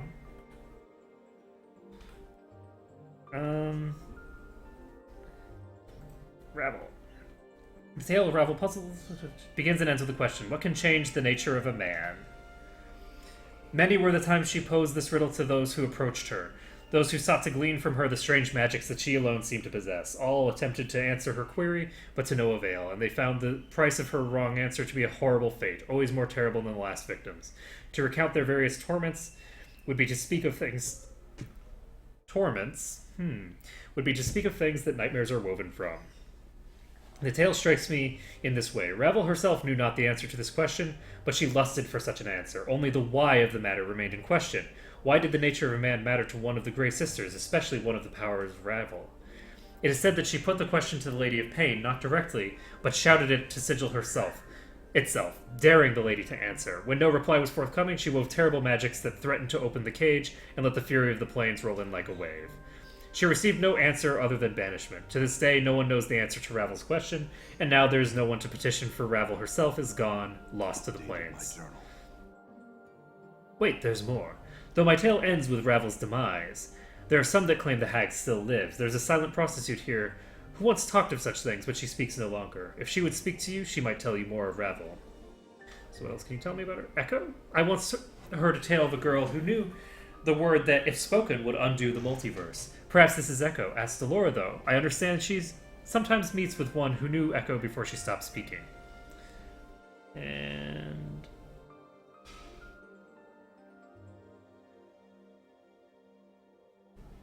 okay, so I think that's enough from her. We have talked a lot with her. So, this lady might be meaner than we thought. Is there a connection to her missing veil? Who told you that? If I was there, Burke, I didn't take her filthy veil. Search the room if you want. Catch me sniffing at my britches, though, and I'll see you're never allowed in here again. Why would anyone ever sniff at your britches? Beats me. Someone's nicked more than a few pairs of them, though. My favorite leather brassiere, too, with the iron studs. And... I guess we might as well go all the way back to our young friend over here, Nenny Nine Eyes. I had a question. Updated my journal. Nenny's eyes suddenly go wide. Oh, that's right. You know, once I saw a man sneaking out of Kizmaski's room while she was talking with a patron. I watched the front doors all day, but he never ever left. Isn't that odd? I don't think he could have made it out the window, so I never figured out where he went. And then I totally forgot about it. Weird, huh? That is kind of strange. So, Mr. Wardrobe.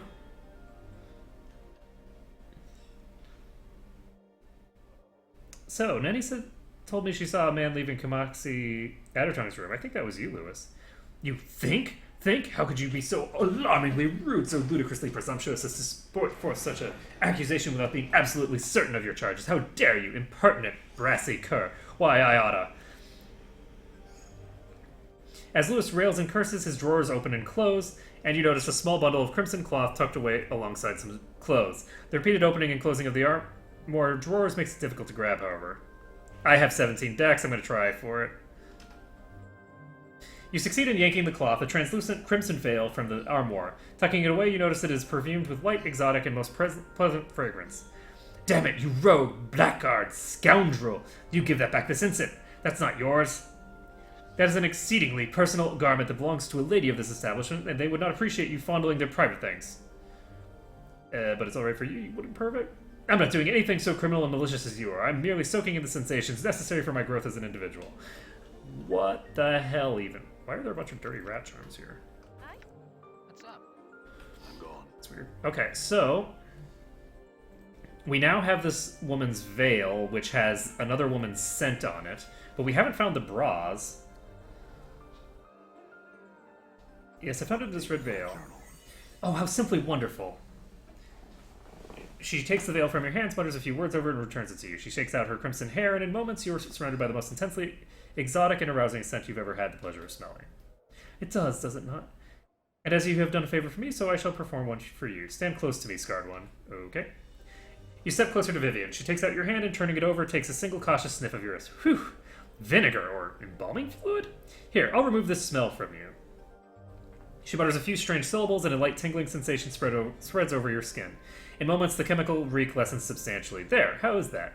People should be less eager to avoid conversation with you now. Learn some new tricks. Cha-ching! +1 charisma, folks. So, we're not going to be pumping our charisma on our own, but people are certainly All right. seeming happy to help us improve it. I brought your veil. 25,000, wow. Of course, here you go. Updated my journal. Hold the crimson veil before her, feel it take her from your hands. Ah, yes, much better. 2 shining points of red light appear before you as she opens her eyes. So that's what you look like. Perhaps I should have been better off with my eyes shut. Question. And so, why is it so dark in here?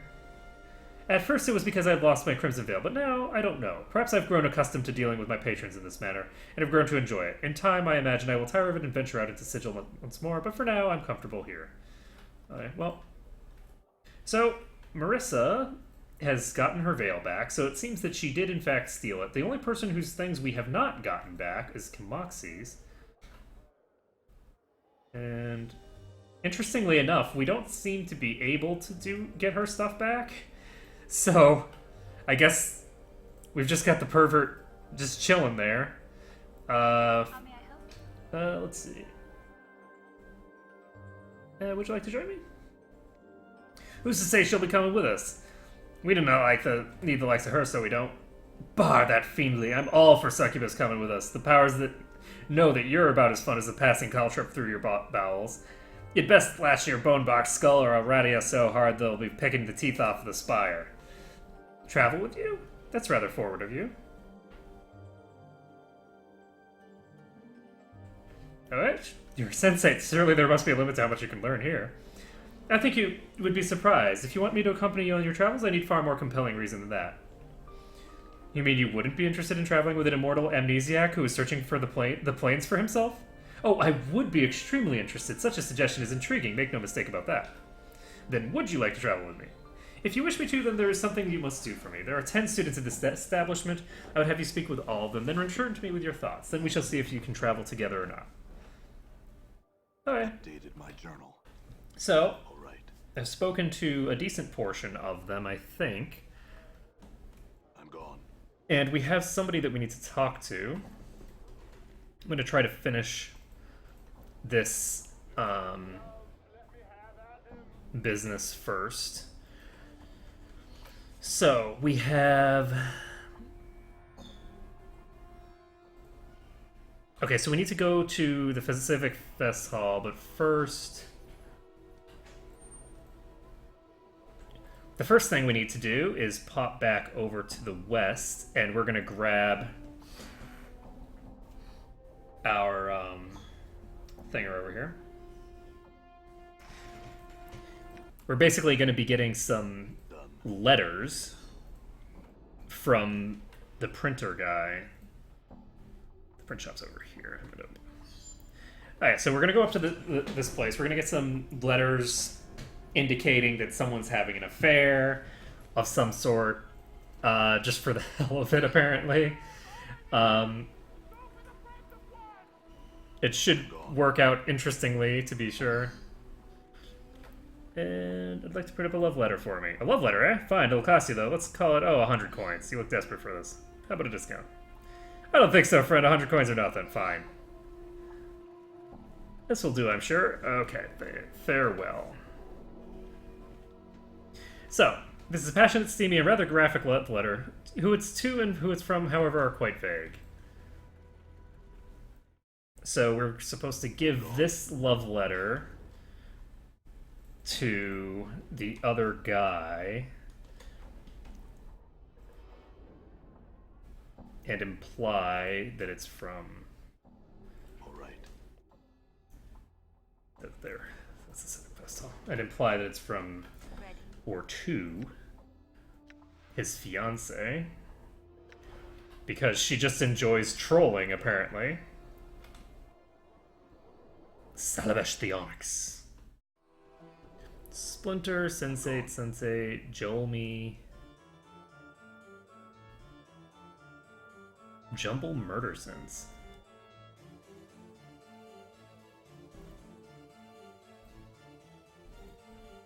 Okay, so we're just looking around for a specific person. A couple of specific people, I believe. This is a great song. I like this song. Merriman is one of the people we're supposed to talk to. Merriman is my name, but merry I am not. Off with you, young one. No time for the likes of you. Delora wanted me to speak with you. That's so. What about, eh? She says you're her first love, and that as long as you hold the keys to her heart, she'll never be free to love another. She told you that, eh? I'm surprised. Perhaps leaving her under Mistress Grace's tutelage did what I couldn't. Started to develop her feelings. In any case, I won't just give the keys to you.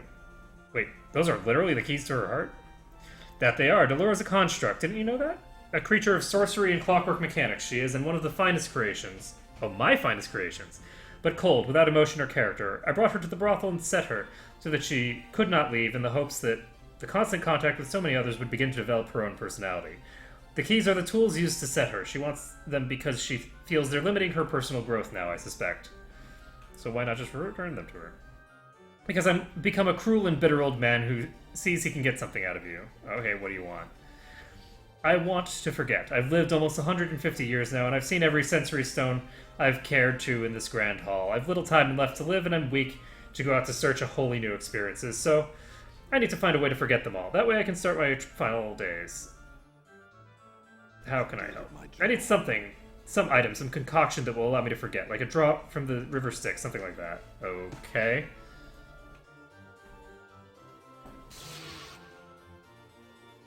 Oh, whoops. I didn't... What is that noise?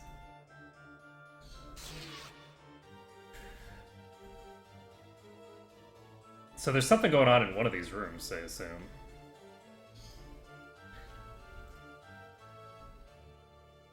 So we have a bunch of mages in training, and yeah, okay. Sensei, Death's Advocate.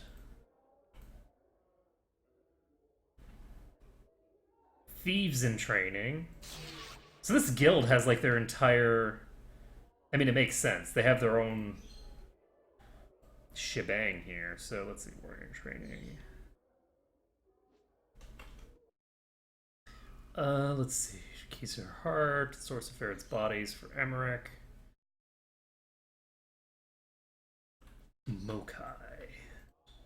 So we're looking for some person named Mokai. They should be in here somewhere. Here's Montague.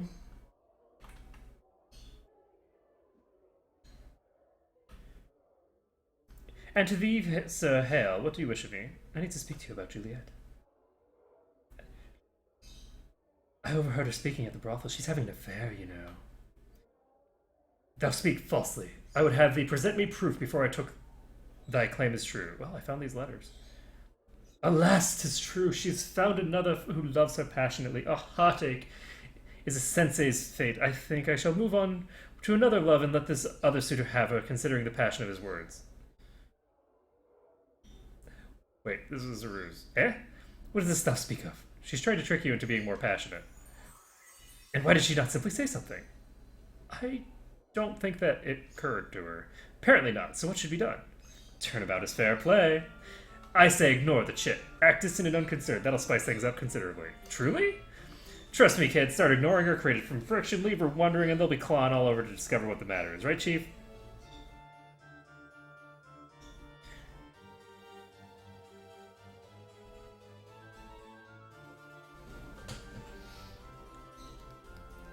I don't think so. I don't think it's interesting enough. It's too boring, right? So she has this like massive concoction. Ignoring her is boring. It's not pleasant, but it's boring. So I don't think that's a good idea.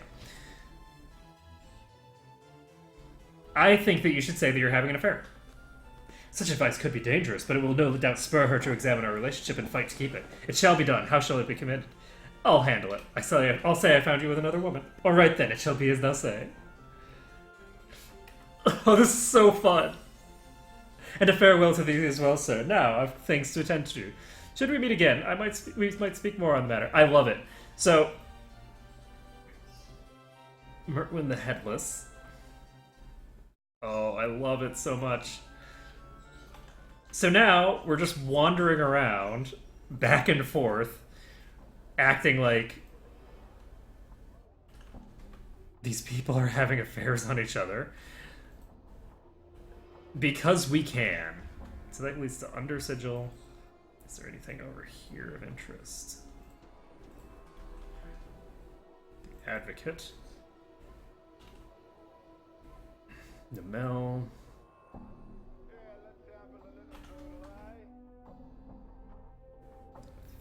Some linguists. Home. The Apothecary. Oh, the Apothecary! That sounds useful. Okay, so let's go to the Apothecary. I feel like before we talk to Falls from Grace again about her students, that we should sort of do the quests for her students first. So let's talk to Pestle. What's up? Greetings. Pestle, I'm Culk, alchemist. The name's Kill. You need something? Are you alright? I am. Something you needed, sir?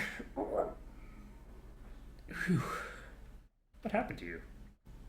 Too much to drink. Too much of what, though? Potions I drank. Too many potions. The most I ever drank, that's for certain. A polymorph day or from limbo. Oh, God. What can you do to help? This sort of thing happens quite often. We can't seem to... I'll put sample in stock. If you find a way to help, it's yours. We'd be grateful, sir.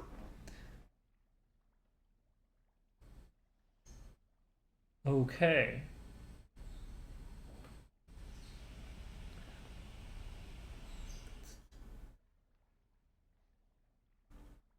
Okay.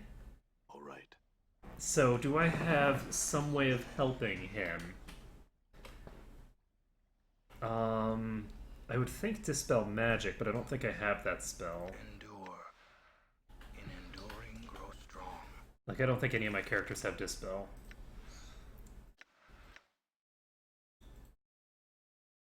Yeah, none of these are Dispel. So... All right. So we have all sorts of random quests that we've obtained over here. Under Sigil's here, the Advocate's home.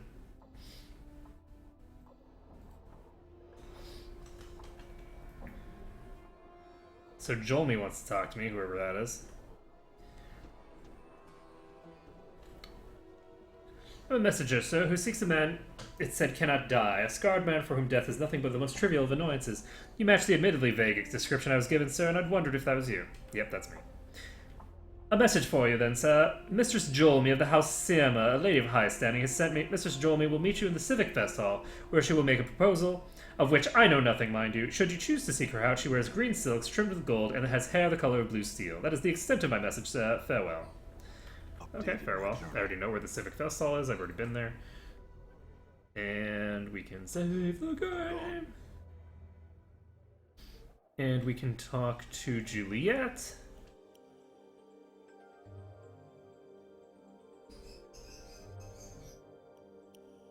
Montague seemed disinterested. I recall him saying something about another lover of his own, too. Updated my journal. Juliet looked shocked. He said what? How could I have been so... Oh, I would appear as if my relationship had the troubles I so desired, and I merely missed them all in my melancholy. Do you know where the 10th prostitute is? Whatever art thou speaking of? 10th prostitute, where is she? No idea who you're talking about. Learn some new tricks?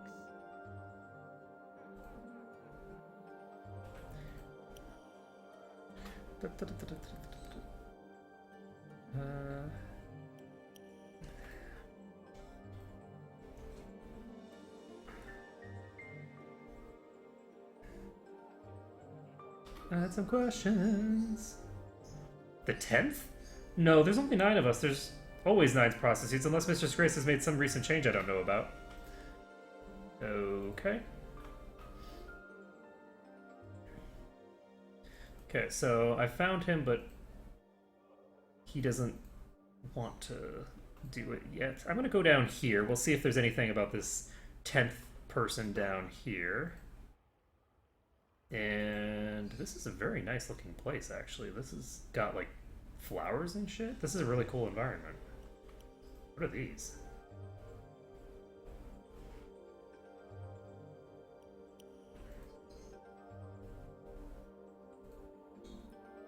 So, I'm gonna talk to this guy here. If I can find him. There he is. So. Greetings, sir. Might I ask how you came to be here? I just came down the stairs. I'd best work on concealing it a bit better, then. I'm the brothel's caretaker, by the way. You're not supposed to be down here, but really, it's alright if you look around for a bit. So what is this place? It's where the lady's sensory stones are kept. They use them as diaries of sort. You won't be able to use them if that's what you're thinking. Each of them is attuned to one particular student of the brothel, so only she may access the stone. Updated my journal. That's interesting. So this is a sensory stone. It says Yves. So 1, 2, 3, 4, 5, 6, 7, 8, 9, 10. So we just have to look for the 10th name. Kamaski Aderton, we've already seen that one. And these are correlated to their actual locations, so I suspect... though I don't think that was where Dolores' room was. Maybe it was. Was that one of the empty rooms? Series. It's probably either this one or this one, because that's where this room is. Marissa. I think this is the one that is correlated with this particular location. Vivian. Have we seen a Vivian? I think we have. So Vivian, Echo...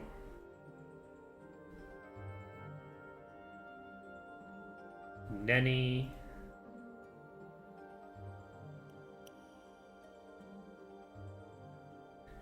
Juliet...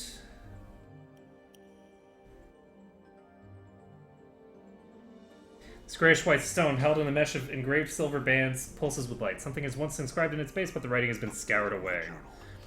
Okay. I guess I could ask him about that one.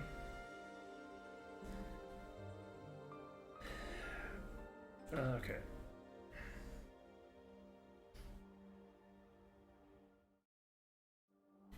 Given that this is of the Sensates, I feel like this entire place is a test.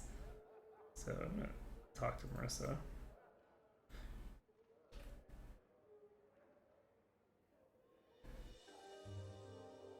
spend as much time as here as my chambers, but I think that even I would know that we have, if we had a 10th student. There's none currently. Okay.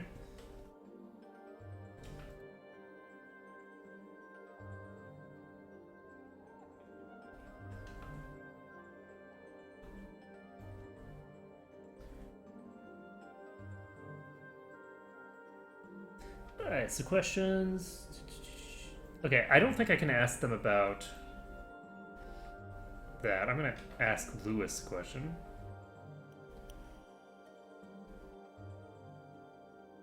So long, Lewis. So Lewis is very unhappy with me, apparently. What's Finham's book?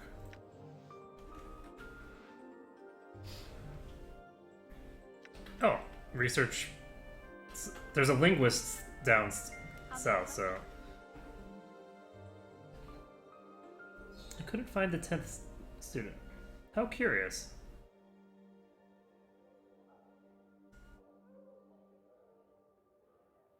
Alright, I think the 10th student is probably me. Very well, and your thoughts?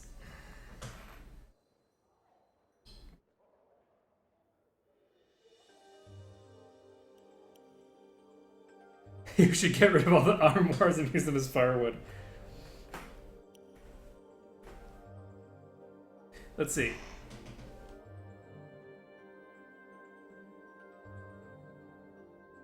I think it's better to go in search of experience rather than have it come to you, personally. Very well, I will travel with you if you still desire my company. And we just gained... Oh, Mistress High and Mighty will be joining us. What do we need her for? You couldn't possibly understand. I wish she would fall from great height. I might even bump her off myself. Where's she going? Oh, she's going to talk to Morty. Oh, she's casting aid on him? Oh, interesting. So she's got AI. Lend me strength. Okay. I was not aware that I had AI set up. I thought that I couldn't set up AI.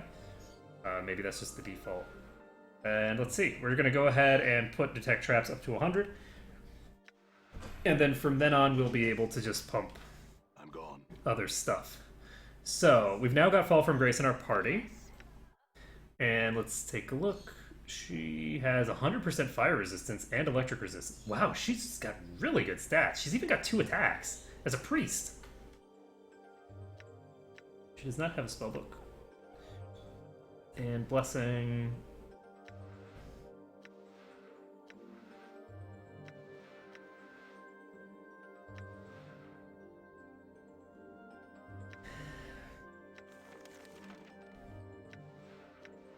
She has Cure Moderate Wounds available. Prayer, Call Lightning. Cure Serious Wounds. Okay, so... How may I help? Statistics screen. Information.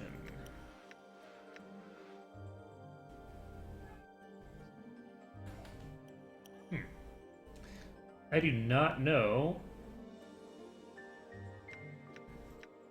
Maybe she has a default AI and that's the whole thing.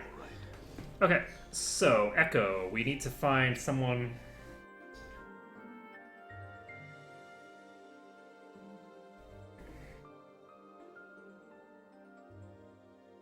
He's terrible.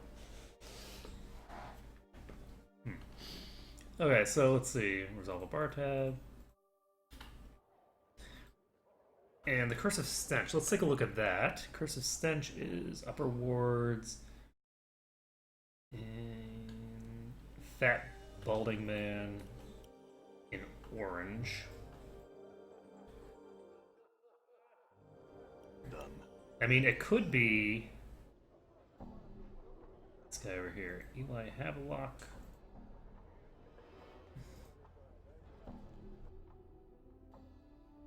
Taylor. I'm gonna go to the Curiosity Shop.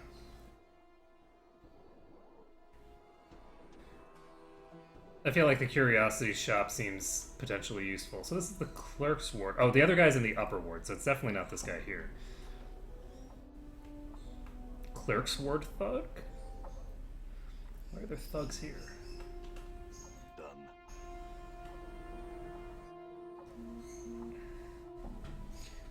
The sharp-featured woman's appearance is attractive though disturbing with her blah blah blah. Well, well, a floating disembodied prevaricating skull and fall from grace. Or whatever it is you call yourself now. Truly a pleasure to see you here. What do I owe the honor of your visit? Though I've rarely tracked you to come on your kind anymore. Or is your assignment here almost finished? I don't know what assignment you're referring to, Rishika. Though your presence here brings with it many questions. Last I heard, you were a standard bearer for the Company of Vulture. How did you come to Sigil? By choice. And you? Where will your orders take you next? You see, little man, the best temptress is one that can make you buy into the illusion of being both promiscuous yet virtuous at the same time. A prostitute priestess, as it were. Mistress Grace is among the greatest. Are you not? You would not think that a score thousand years of slavery had left their scars, no? Coldness you've never heard before. The air becomes almost ice as she dissects Vrshika with her grades. That is enough. Very well, though you are the one who came into my emporia. You're the scarred man who's been going around asking all the questions. You sure look lost. But did you come in really, or are you just casing the place because you have nothing better to do? Because Vrshika can help you. So how can you help me? I travel and trade extensively. I hear a great deal. I purchase a great deal. And I own a great deal. Perhaps I can make you a great deal. Is there anything you desire? Okay, what are you selling? Would you care to examine the weapons and charms, or some of my more exotic acquisitions? Let's check the exotic items. So, if you see nothing you hear you like, there are more items toward the front and the back of the store as well. So, it's a Gorgon sub. Okay, let's check the other stuff. Front of the store. The Divas tiers do.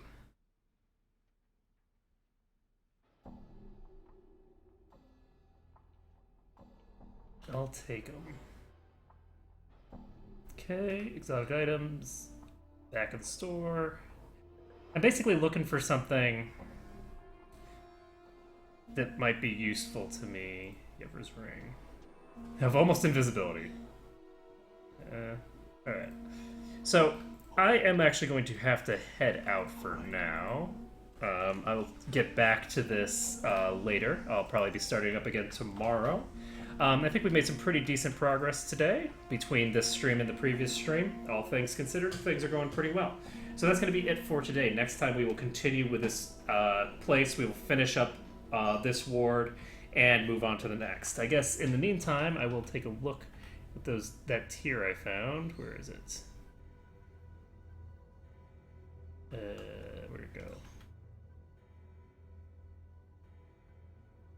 I guess I will find that in my inventory later. Okay, so that's going to be it for today. Thank you everyone for watching, and I will hope to see you all again next time.